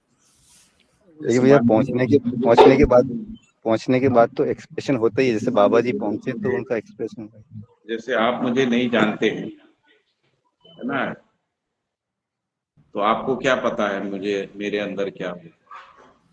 आप अनुमान कैसे लगाओगे? नहीं, बाहर हम नहीं ले पाएंगे। वो तो जिनको अनुभव हुआ है, जिनको अनुभव हुआ है भैया, वो एक्सप्रेस होता ही है। बाबा जी को अनुभव हुआ तो एक्सप्रेशन में आई है और फिर पूरी दुनिया तक पहुंचा है। तो भाई जिनको थोड़ा बहुत हुआ है वो भी एक्सप्रेशन में आते ही है ना। अच्छा, आपको क्या लगता है, जैसे मेरे से बात करते समय आपको क्या लगता है, मैं थोड़ा बहुत समझा होगा कि नहीं समझा? नहीं, आपका ऐसा लगता है कि बोध या अनुभव के आसपास है, तो हम स्पष्ट नहीं कर पाते हैं कि बोध की स्थिति है कि अनुभव की स्थिति है। परस्परता में आते हैं तभी पता लगता है। हाँ, क्योंकि एक स्थिरता तो आप में दिखाई देती है, एक स्थिरता। मैं परस्परता में नहीं आता हूँ आपकी, और आपको कहीं से सूचना मिलता पाठक जी जो है अनुभव संपन्न है, तो भी आप क्या अनुमान लगाएंगे? कुछ अनुमान नहीं लगा पाएंगे, है ना। तो जब हम परस्परता में रहते हैं तभी किसी का अनुमान लगता है ना, उसके जीने का अनुमान, उसकी समझ का अनुमान, है ना। उससे पहले नहीं लगता है, उससे पहले सूचना है। तो सूचना के रूप में बाबा जी ने कही है कि और भी लोग जो है बोध संपन्न हुए हैं, ऐसा उन्होंने कहा है। और हमको दिखता भी है, हमको ये दिखता है कि हमसे ज्यादा समझदार लोग हैं, ऐसा लगता है। तो हम जहां तक पहुंचे उससे आगे के लोग हैं, जैसे हमसे कम भी लोग हैं, ऐसा भी समझ में आता है, जो सामान्य छोटी छोटी चीजों को ही नहीं समझ पा रहे हैं। तो हमको लगता है बताइए अभी ये इतना ही नहीं समझ पा रहे हैं, है ना। जी तो हमसे कुछ समझदार लोग भी हैं, ऐसा भी समझ में आता है जब हम लोगों के साथ संवाद करते हैं। जैसे बाबा जी भी हमको हमसे ज्यादा समझदार हैं, इसी रूप में स्वीकार हुए ना। जी इस रूप में नहीं हुए थे कि बाबा जी जो है पूर्ण व्यक्ति है ना। हमसे ज्यादा समझदार हैं, हमसे ज्यादा तर्कशील हैं, हमसे ज्यादा स्पष्टता से बात करते हैं, हमसे ज्यादा व्यवहार में स्पष्ट है, न्यायपूर्ण व्यवहार है, ऐसा हमको स्वीकार हुआ। क्योंकि हम जितना जागृत होते हैं उससे थोड़ा सा आगे देख पाते हैं, उसको अनुमान कह रहे हैं ना, उसी को संभावना भी कहते हैं। क्योंकि हम जितना देख पाते हैं उतनी ही संभावना जागृति का बनता है ना। तो जैसे आप जहां तक समझदार हुए हैं उससे थोड़ा सा आगे समझ का अनुमान लगता है ना, पूरी समझ का अनुमान नहीं लगता है। पूरी समझ जो है वो केवल सूचना के रूप में रहती है, लेकिन हम जितना समझे रहते हैं, जितना जिए रहते हैं, जितना किए रहते हैं, उससे थोड़ा सा ज्यादा का अनुमान लग जाता है। जैसे आप कोई आदमी जो है स्कूटर सुधार लेता है तो उसकी कल्पना में आता है कि मैं कार भी सुधार सकता हूँ, है ना। कार सुधार लेता है तो ट्रक भी सुधार सकता हूँ, ऐसा रहता है। लेकिन यदि कोई आदमी सीधे कार सुधारने जाएगा थोड़ा सा दिक्कत होगी उसको, है ना। कोई ट्रक सुधार लेता है तो कहेगा हवाई जहाज भी सुधार सकता हूँ, पानी का जहाज भी सुधार सकता हूँ, ऐसा है। तो समझ, जितना समझ रहता है उससे थोड़ा ज्यादा अनुमान लगता है ना। तो हमको दूसरा व्यक्ति इसी रूप में स्वीकार होता है कि हमसे थोड़ा सा ज्यादा है ये समझ में, या हमसे थोड़ा कम है। इसी रूप में श्रेष्ठताओं की स्वीकृति है हमारे अंदर में बनती है। श्रेष्ठता को पहचानने के बाद श्रेष्ठता की ओर गतिशीलता स्वाभाविक रूप से आती है ना, उसके लिए कोई चेष्टा नहीं है ना। ये जीवन में अनुमान क्षमता होती है, इसको हम पहचान सकते हैं, अपने अंदर ही पहचान सकते हैं कि हम जितना समझे रहते हैं उससे ज्यादा समझ का अनुमान रहता है, और जितना समझ का अनुमान रहता है उस तरफ गति स्वाभाविक रूप से हो जाती है ना। तो अनुमान एक बहुत बड़ी घटना है ना जीवन में, क्योंकि अनुमान पूर्वक ही अध्ययन होता है और अध्ययन से अग्रिम अनुमान बनता जाता है ना। दोनों चीजें एक दूसरे के पूरक है ना। अध्ययन पूर्वक अनुमान बनता है, अनुमान पूर्वक अध्ययन होता है ना, ऐसा है।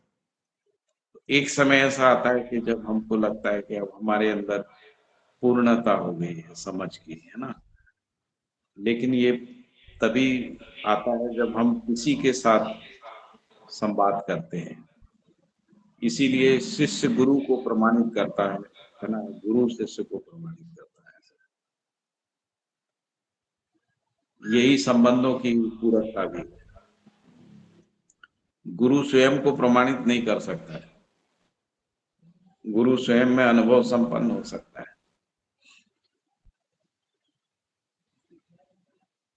तो सह अस्तित्व में ही प्रमाण होता है।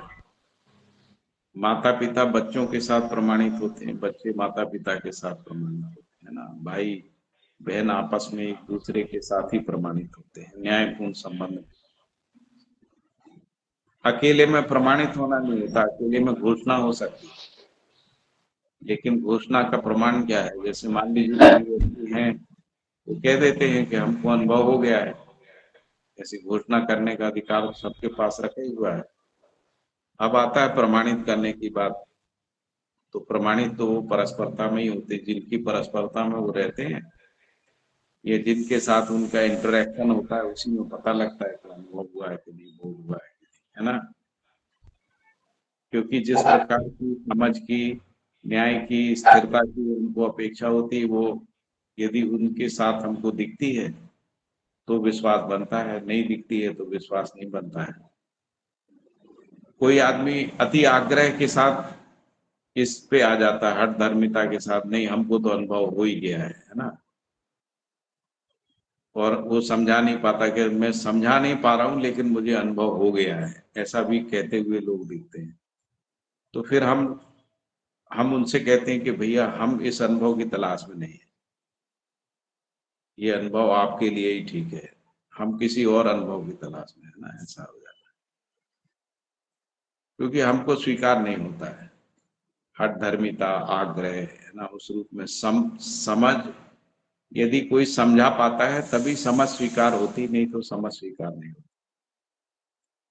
है ना। कोई कहता है मैं न्याय से जीता हूं, लेकिन मैं दूसरे को न्याय से जीना नहीं सिखा पाता हूं, तो वो न्याय से जीता ये प्रमाणित नहीं होता है ना। लेकिन हम उसको कह भी नहीं सकते हैं कि तुम ये मत कहो कि तुम न्याय से जीतो, ऐसा।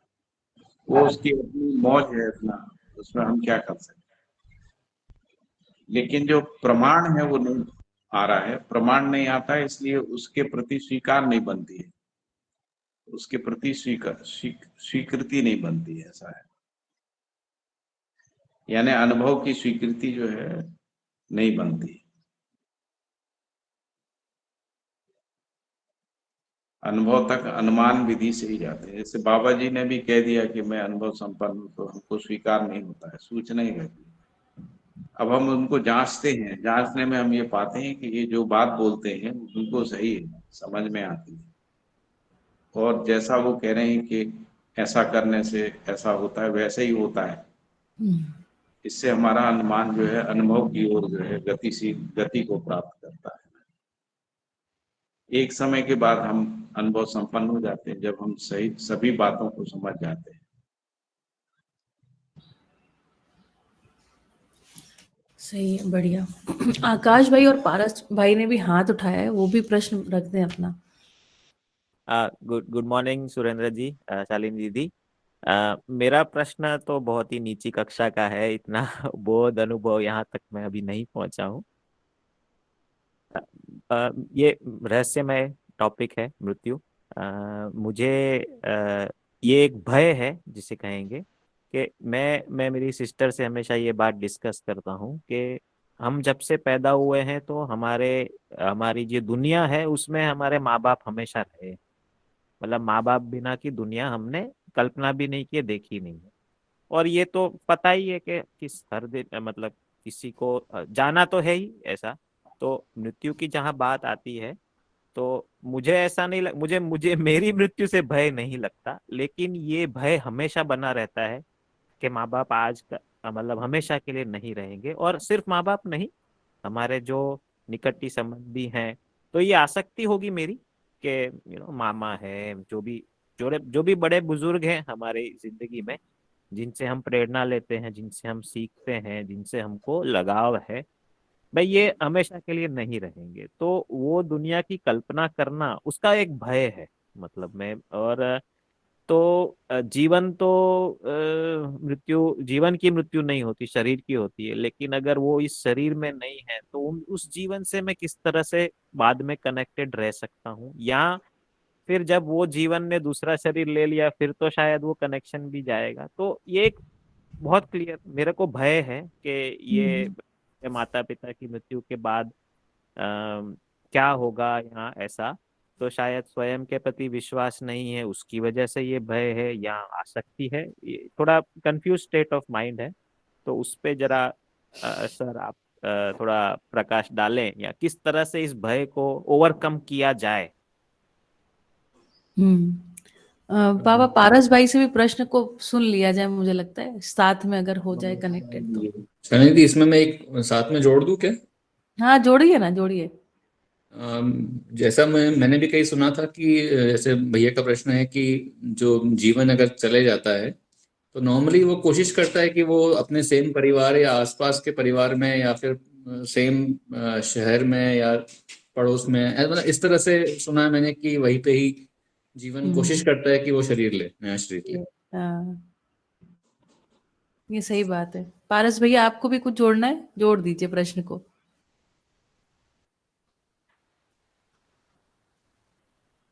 अच्छा, तब था फिर उसके बाद फिर नहीं था, अब थोड़ा समझ में आ गई बात। मैं भी अपना प्रश्न जोड़ लेती हूँ ताकि साथ में जो जुड़ जाए चीजें। जैसे आपने कहा ना कि जो शरीर के दबाववश शरीर रचनाएं हुई हैं, है ना, सॉरी, जीवन के दबाववश जो शरीर रचनाएं हुई हैं, तो जैसे 4.5 महीने का जो भ्रूण रहता है, वो भ्रूण की स्थिति में सारे भ्रूण एक जैसे ही दिखते हैं। साइंटिफिकली भी अगर हम उनको देखने जाते हैं, उनमें कोई भेद नहीं समझ में आता।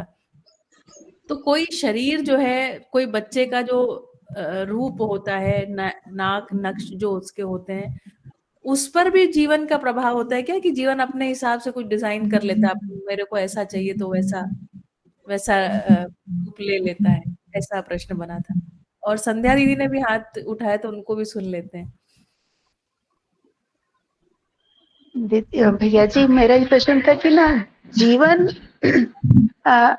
शरीर को जो है चलाने के लिए, मतलब जीवन का ये रहता है कि मुझे ये शरीर को कब तक चलाना है, या शरीर की अपनी भी कुछ रहती है कि जिसके कारण, जैसे किडनी फेलियर हो जाना, हार्ट फेलियर हो जाना, ये रहता है, या एक्सीडेंट में मौत हो जाना, ये सब निर्णय जीवन ले रहा होता है, या शरीर की अपनी कुछ संरचना और उसकी अपनी कार्य विधि से भी ये सब चलता है, जीवन का रहना या शरीर के साथ जीवन का रहना या ना रहना? ठीक है, बढ़िया। बहुत सारी बातें हो गई। ज्यादा प्रश्न हो गए। आपके प्रश्न से लेते हैं, जैसे आपने कहा कि भ्रूण जो है एक जैसा होता है। यदि आप इसको क्रिया की निरंतरता में देखेंगे तो पता लगेगा कि भ्रूण तक की जो यात्रा है वो अनंत सूचनाओं के योगफल में है ना, जिसको अपन जेनेटिक कोड कह रहे हैं ना। जेनेटिक कोड जो है रचना संसार की सूचनाओं को धारण किए रहता है ना जी। उसी को अनुसंगीयता भी बोलते हैं, अनुसंगीयता है ना उसमें। वो इसीलिए रचनाएं एक जैसी होती है ना, जैसे बीज से बीज पैदा होता है ना, बीजानुसंगी वंशानुसंगी जिसको अपन विधि कह रहे हैं ना। शरीर वंशानुसंगी रचना है, और रचना व्यक्तिवादी यानी इंडिविजुअलिस्टिक फिनोमेना नहीं है ना।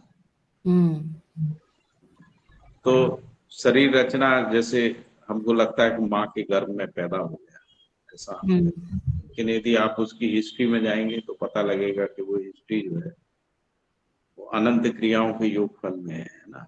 उन सब सूचनाओं को धारण किए, उन विधियों को धारण किए, प्रक्रिया को अपनाए हुए है ना, उसी को हम लोग आजकल गुण सूत्र और सूचना सूत्र, इंफॉर्मेशन सूत्र कह रहे हैं ना, सूचना का डीएनए। उसके कारण से आंख बन जाती है, कान बन जाता है, क्योंकि वो एक अनुसंगीय क्रिया है ना जी। उसी को बाबा जी ने वंशानुसंगीयता बोला है जी। तो इसलिए हम ये कहें कि माता पिता शरीर को जन्म देते हैं, ऐसा नहीं है ना। माता पिता जो है वो, जैसे हम ये कहते हैं हमने चाय बनाई है ना, ऐसा हम बोलते हैं।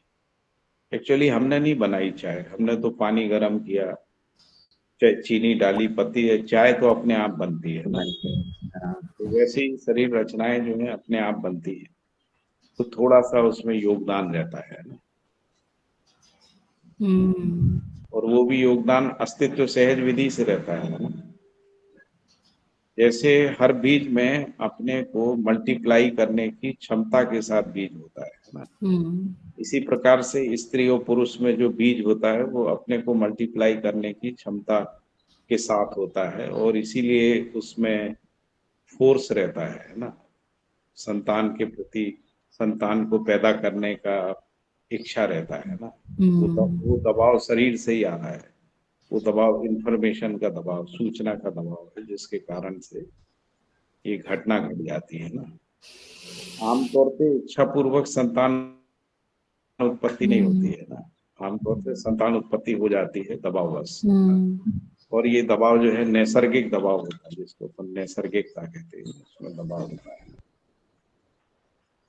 ठीक है, एक ये प्रश्न हो गया, इसको और विस्तार से बात कर सकते हैं। दूसरा आकाश भाई ने प्रश्न पूछा था, वो क्या था? मैं तो हाँ, उन्होंने ऐसा पूछा कि जब आकाश भाई आपके प्रश्न को आप ही दोहरा दीजिए शॉर्ट में। मुझे एक तो जो भी सब हमारे जो भी कनेक्टेड लोग हैं उनको खोने का है कि जब से पैदा हुए बिना दुनिया की कल्पना। तो ये भय को सरल सिंपल सी बात है। हाँ। जैसे आप बाजार में घूमते हो फिर घर में वापस आ जाते हो, है ना। आप ऑफिस में नौकरी करने जाते हो, फिर घर में वापस आ जाते हो, है ना। तो घर एक केंद्र है, घूम फिर के आप वहीं वापस आ जाते हैं। जैसे चिड़िया उड़ती है आकाश में, फिर अपने घोंसले पे पहुंच जाती है ना। तो घोंसला ही जो है उसका आश्रय स्थली है ना, जहाँ पर वो अपने को सुरक्षित महसूस करती है। तो जहाँ हम सुरक्षित महसूस करते हैं वहां आना चाहते हैं। ऐसे ही हमारा विचार भी होता है ना, विचार घूम फिर के जहाँ हम संबंध को पहचाने रहते हैं अल्टीमेटली वहीं आ जाता है ना। हम कितना भी किताब पढ़ लें, सैकड़ों किताबें पढ़ लें, घूम फिर के संबंधों में ही आ जाते हैं ना। तो विचार की गति को समझना पड़ता है ना, विचार की गति ऐसे, उसी से जीवन का गति पता लगता है ना। तो जीवन घूम फिर के जहां से अभिव्यक्त होता है वहां आ जाता है। मान लीजिए कि कोई जीवन शरीर नहीं ले रहा है, घूम फिर रहा है, लेकिन अल्टीमेटली जागृति अनिवार्य है, इसलिए वो घूम फिर के शरीर ही लेगा, है ना। सही है, लेकिन क्योंकि अजागृत है इसलिए उसका अधिकार नहीं है, नियंत्रण नहीं। जैसे हमारा विचार पे अधिकार नहीं है, हम कब वापस आएंगे हम ये नहीं कह सकते, लेकिन हम वापस आएंगे इतना जरूर है। जैसे हम घूमने जाते हैं तो हम ये तय करके जाते हैं हम इतने बजे लौट आएंगे, तो ठीक है। लेकिन हम बिना तय किए हुए घूमने जाते हैं तो कोई ये नहीं कह सकता कब वापस आएंगे, लेकिन आएंगे जरूर, जाएंगे कहाँ, है ना। ऐसा रहता है। लेकिन बहुत रेयर ही कोई होता है कि जो फिर लौट के नहीं आता है, चला जाता है ना, वो उसका अति आग्रह होता है ना। जैसे मान लो कोई घर छोड़ के चले जाते हैं फिर घर वापस नहीं आते। आमतौर पे क्रिया ये दिखती है कि लोग घर वापस आ जाते हैं, घर यानी संबंधों में आ जाते हैं ना। ऐसे ही विचार है, ऐसे ही जीवन है, ऐसे ही इच्छाएं हैं ना। तो यदि आपके नियंत्रण में नहीं है तो अस्तित्व सहज विधि से गति होती है। नहीं, वापिस आएंगे लेकिन मेरे संपर्क में नहीं होंगे और सेम संबंध में नहीं होंगे। तो उन सब मतलब मेरी माता जी के रूप में, पिताजी के रूप में तो नहीं होंगे कभी भी। तो मैंने तो उनको खो दिया, तो ये खोने का भय है, उनको हाँ, खोने वो का। एक्चुअली आपने उनको खोया नहीं है ना, आपको उनसे जो मिल रहा था वो चला गया है, ऐसा लगता है। बिल्कुल बिल्कुल सही बात है ना। मैं एक बार किसी की मृत्यु देख रहा था, तो एक महिला जोर जोर से रो रही थी, दादाजी कछु बता के ही नहीं गए, कछु दे के ही नहीं गए, ऐसा ऐसा रो रही। मतलब कोई ये बता के नहीं गए कि उन्होंने पैसा धन संपत्ति कहाँ रखा हुआ है ना, और कुछ दे के भी नहीं गए। तो दादाजी से मतलब नहीं है, वो बता के जाते दे के जाते, उसका पीड़ा बन गया उसके अंदर, तो बता के नहीं गए, दे के नहीं गए, है ना। अभी हम लोग बिल्कुल सही बात है। अब कभी भी कहीं किसी की मृत्यु होती है तो जो बच्चे होते हैं वो यही कहते हैं मेरा क्या होगा, उससे हाँ, तो अभी अभी मैं कई लोग ऐसे भी होते हैं जो पहले से भी कह देते हैं। जैसे मान लो कोई बहुत वृद्ध होता है तो वो कह देते हैं अभी बंटवारा कर दो, अभी बांट दो, अभी अभी दे दो, जिसको दो जो देना है वो दे दो, है ना। इसीलिए वो विल लिखने का परंपरा बना है कि मरने से पहले हम विल लिख जाते हैं, है ना। तो मूल हमको जीविकोपार्जन के लिए जो वस्तुओं की जरूरत है ना, तो वो मिलता रहे उसी का बना रहे, है ना। वो नहीं मिलता है तो भय होता है, ऐसा है। नहीं तो संबंधों का पहचान तो आमतौर पे नहीं रहता है, लेकिन कुछ कुछ संबंधों में जो है ममता वात्सल्य स्नेह का भी रहता है भाव, है ना। बस तो वही लगता है है कि एक सुरक्षा का भाव रहता है, तो वो सुरक्षा नहीं होती। बस वही है कि यदि पर्याप्त इनको है, सुविधा यदि तो पर्याप्त है। और माता पिता मतलब जो कृपा, ईश्वर की कृपा बोले या जिसकी भी है, जो हमारे पास साधन तो पर्याप्त है, लेकिन माता पिता के बाद वो ममता और वो सिक्योरिटी वो कहाँ से मिलेगी, वो नहीं मिलेगी बस। तो यदि आप और भी जो बुजुर्ग हैं उनको भी माता पिता की तरह स्वीकार करते हैं, है ना, तो वो भय खत्म हो जाता है। या जो और अभिभावक हैं वो सभी को अपने संतान के रूप में स्वीकार करते हैं। जैसे मान लीजिए आपके कुटुंब में जितने भी बुजुर्ग लोग हैं, यदि वो भी आपके माता पिता के जैसा ही वात्सल्य का भाव रखते हैं तो फिर पिता के जाने का दुख नहीं रहता है ना। या कोई बड़ा भाई होता है जो पिता के जैसा अभिव्यक्त होने लगता है तो फिर पिता के जाने का दुख नहीं रहता, क्योंकि मूल रूप से जो भाव की कमी होती है वो भाव जो है वो दूसरे संबंध से बहने लगता है ना, या बहता ही रहता है ना।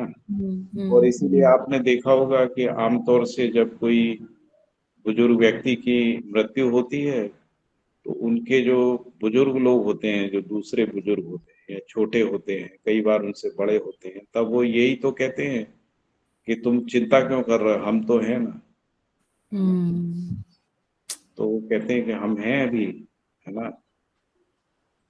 तो ढाढ़स बंधाते हैं ना, तो ढाढ़स बंधाने से यही कहते हैं कि हम हैं, है ना।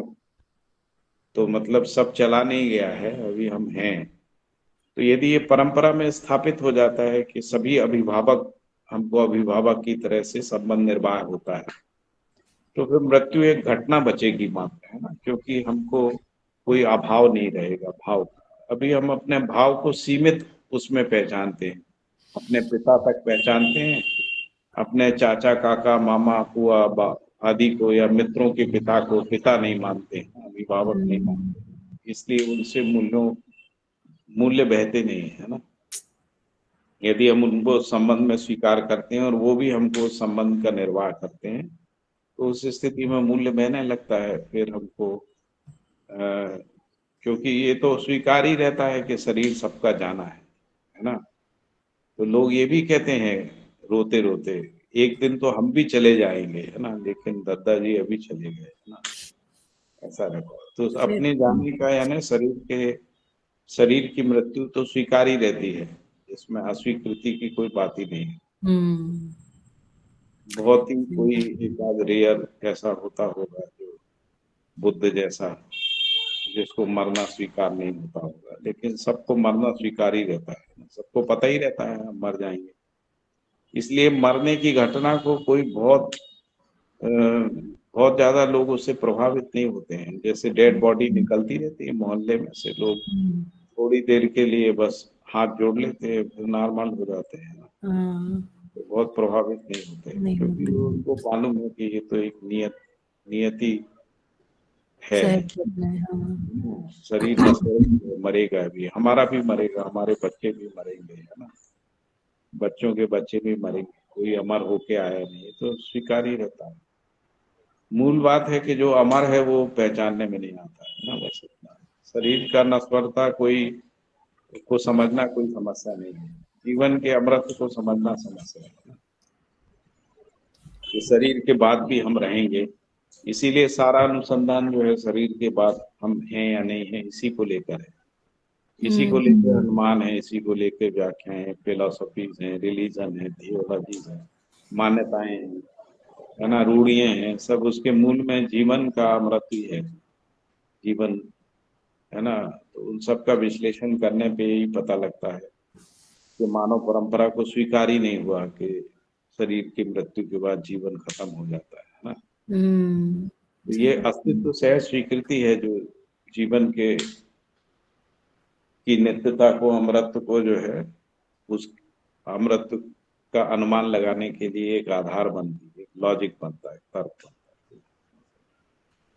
सही बात है, बढ़िया। संध्या दीदी का प्रश्न ऐसा था कि ये जो भाषा है ना कि शरीर जीवन को चला रहा है, तो ये कहाँ तक सही है? मैं इसको प्रिसाइज कर दे रही हूँ और थोड़ा सा कि जैसे शरीर खत्म हो गया, कोई एक्सीडेंट हो गया या हार्ट बंद हो गया, तो है ना, तो फिर चला जाता है, मृत्यु हो जाती है ना संध्या दीदी?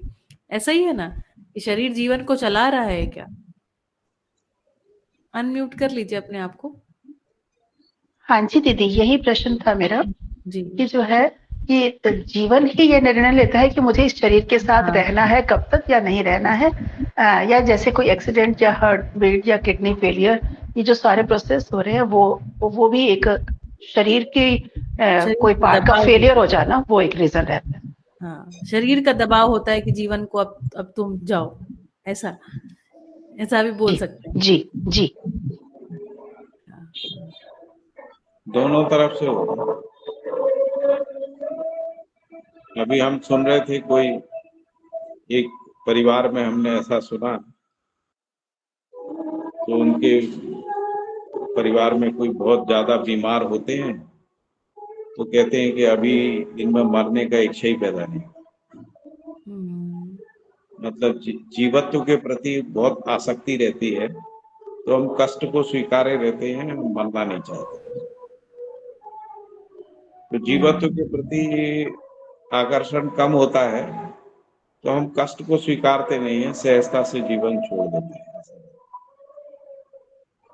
तीसरी बात है कि जैसे पशु पक्षी मरते हैं ना, उनमें मरने की घटना दुखपूर्वक नहीं होती। पक्षी तो उड़ते उड़ते मर जाते हैं, उड़ते रहते हैं और उनकी मृत्यु आती है, वो पट से गिर जाते हैं, मर जाते हैं सब। ऐसे ही कई जीव होते हैं, उनका मरने का क्रिया जो है पता ही नहीं लगती। मृत्यु एक सहज घटना के रूप में हो जाती है। ऐसे कुछ लोगों में भी जीवत्व के प्रति यानी शरीर के प्रति आकर्षण नहीं रहता है, तो उनमें मृत्यु सहज हो जाती है, आसान हो जाती है। अभी जो शरीर का जो मैकेनिज्म है, यदि वो नियति सहज, प्रकृति सहज होता है तो मृत्यु घटना सहज होती है। लेकिन अभी हम उसके इंफॉर्मेशन ऑर्डर में जाके या जेनेटिक कोड में जाके कुछ चेंज कर रहे हैं, इसलिए जो है भ्रमित होता है। इसलिए किडनी फेल, लीवर फेल, ये सारी घटनाएं है ना, ऐसी घटनाएं होती रहती हैं। क्योंकि जो नैसर्गिक और एग्जिस्टेंशियल जो संकेत आते हैं, उसकी जगह उसमें कुछ हस्तक्षेप मानव ने भ्रमवश कर दिया है ना। जैसे हम लोगों ने सब्जियों में, फलों के जेनेटिक कोड में चेंज किया है, इसलिए पोषण की क्रिया बाधित हुई है ना। उसी तरीके से जो शरीर तंत्र है, उस तंत्र का जो जेनेटिक कोड है उसमें हस्तक्षेप किया है ना। उसको पोषक की जगह कुछ ऐसी चीजें ली हैं जिसके कारण से जो है उसमें भ्रम आया है।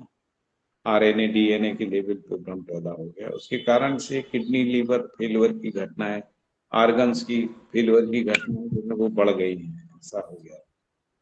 लेकिन यदि हम नियति सहज विधि से जीते हैं, अस्तित्व सहज विधि से जीते हैं, तो शरीर में रोग भी कम होते हैं और मृत्यु एक सहज घटना के रूप में होती है, बिना कष्ट की मृत्यु हो जाती है, ऐसा। सही बात है। मुझे लगता है कि मानव को ना दुर्घटनाएं स्वीकार नहीं होती है ना कहीं एक ये भी बात है। और मैंने बहुत सारे आज से 10-20 साल पहले सुनते थे, जो बूढ़े लोग होते थे ना, कई बार नहाने बैठे और बस प्राण निकल गए, सो के उठे और प्राण निकल गए, चाय पिया और प्राण निकल गए, इस तरीके की बातें बहुत सुनने में आती रही। कुछ और लोग वो सो बड़े गए तो सो ही गए, ऐसा भी होता है। हाँ, सोए तो सो ही गए, बिल्कुल ऐसा भी होता है। हाँ, तो वो मुझे ये, और लोग अक्सर, मैंने ये भी फिर बोलते सुना कि भगवान हमें भी ऐसी मृत्यु दे। ऐसे लोगों के पैर भी छूते हैं, अंतिम प्रणाम करते हैं, उनसे कुछ आशीर्वाद जैसा मांगते हैं कि ऐसी मृत्यु हमको भी आए। तो मुझे लगता है मनुष्य को दुर्घटना स्वीकार नहीं होती, और एक समय के बाद मृत्यु सहज स्वीकार हो ही जाती है। कम आयु में मृत्यु नहीं स्वीकार होती, या जैसे मैंने कहा दुर्घटनाएं स्वीकार नहीं होती। जो कुछ चीजें छूट जाती हैं, जैसे जो व्यवस्था चल रही है परिवार की या कोई भी व्यवस्था अच्छी या बुरी, वो उसमें कोई बाधा पड़ती है, वो स्वीकार नहीं होता। तो दीदी मुझे कुछ लगता है लोग तो ये भी कहते हैं कि ना अब मुझे उतार दो, मेरा अब समय आ गया, उनको पहले से मृत्यु दिखनी शुरू हो जाती है कि मेरा अब ये जीवन जो है, मैं अब नहीं इस होती। शरीर को छोड़ने लगा हूँ। सही बात है। मुझे भी ऐसा लगता है जैसे, जी जी बोलिए जो बोलिए। लोग ये कहते हैं कि हमको उठा लो, एक्चुअली अभी वो आसक्ति से मुक्त नहीं हुए हैं, इसीलिए कहते हैं। नहीं तो जो मृत्यु है वो इतनी सहज होती है कि हम सोच भी नहीं पाते हैं और उड़ जाते हैं ना, ऐसा रहता है। सही। जो जिनमें ज्यादा आसक्ति रहती है ना, वही कहते हैं क्योंकि छूटता है नहीं और रहना बन नहीं रहा है ना, शरीर में रहना बन नहीं पा रहा है और छोड़ना चाहते नहीं है, तो कहते उठा ले कोई। तो जीवन में निर्णय नहीं हो रहा है कि अब हमको नहीं रहना है, तो कोई दूसरा खींच ले। ऐसा थोड़ा सा आपको इंटरेस्टिंग लगेगा। सही बात है, ये कोई दूसरा खींच तो ले, ऐसी मुझे लग रहा है कल्पनाएं भी कि बनती हैं कि 9 लोग बज लिवाने के आ रहे हैं। 9:26 हो गया है। हाँ, वो और बिल्कुल अभी इसको बात करेंगे तो अपन तो 12-1 बजे तक, शाम तक भी कर सकते हैं। चल, मैं भी ये बात सोच रही हूँ। तो मुझे लगता है कि आज का सेशन इंटरेस्टिंग रहा। हम लोग करीब 1.5 घंटा इस पे चर्चा करते रहे, और भी विचार कर लीजिएगा। लगभग लगभग मुझे ये भी उम्मीद है काफी सारे लोगों के काफी सारे प्रश्नों के उत्तर मिल ही गए होंगे। और जब भी आप आगे सुनते रहेंगे, कहीं ना कहीं कुछ आपको इंटरेस्टिंग मिलते रहेगा। ठीक है, तो आज के सत्र को यहीं पर समाप्त किया जाए, है ना। और आप सभी से मुलाकात होगी कल सुबह, है ना, 7:30 बजे। तब तक के लिए नमस्कार, आपका दिन शुभ हो। हरि हर। धन्यवाद पापा हरी है। जी।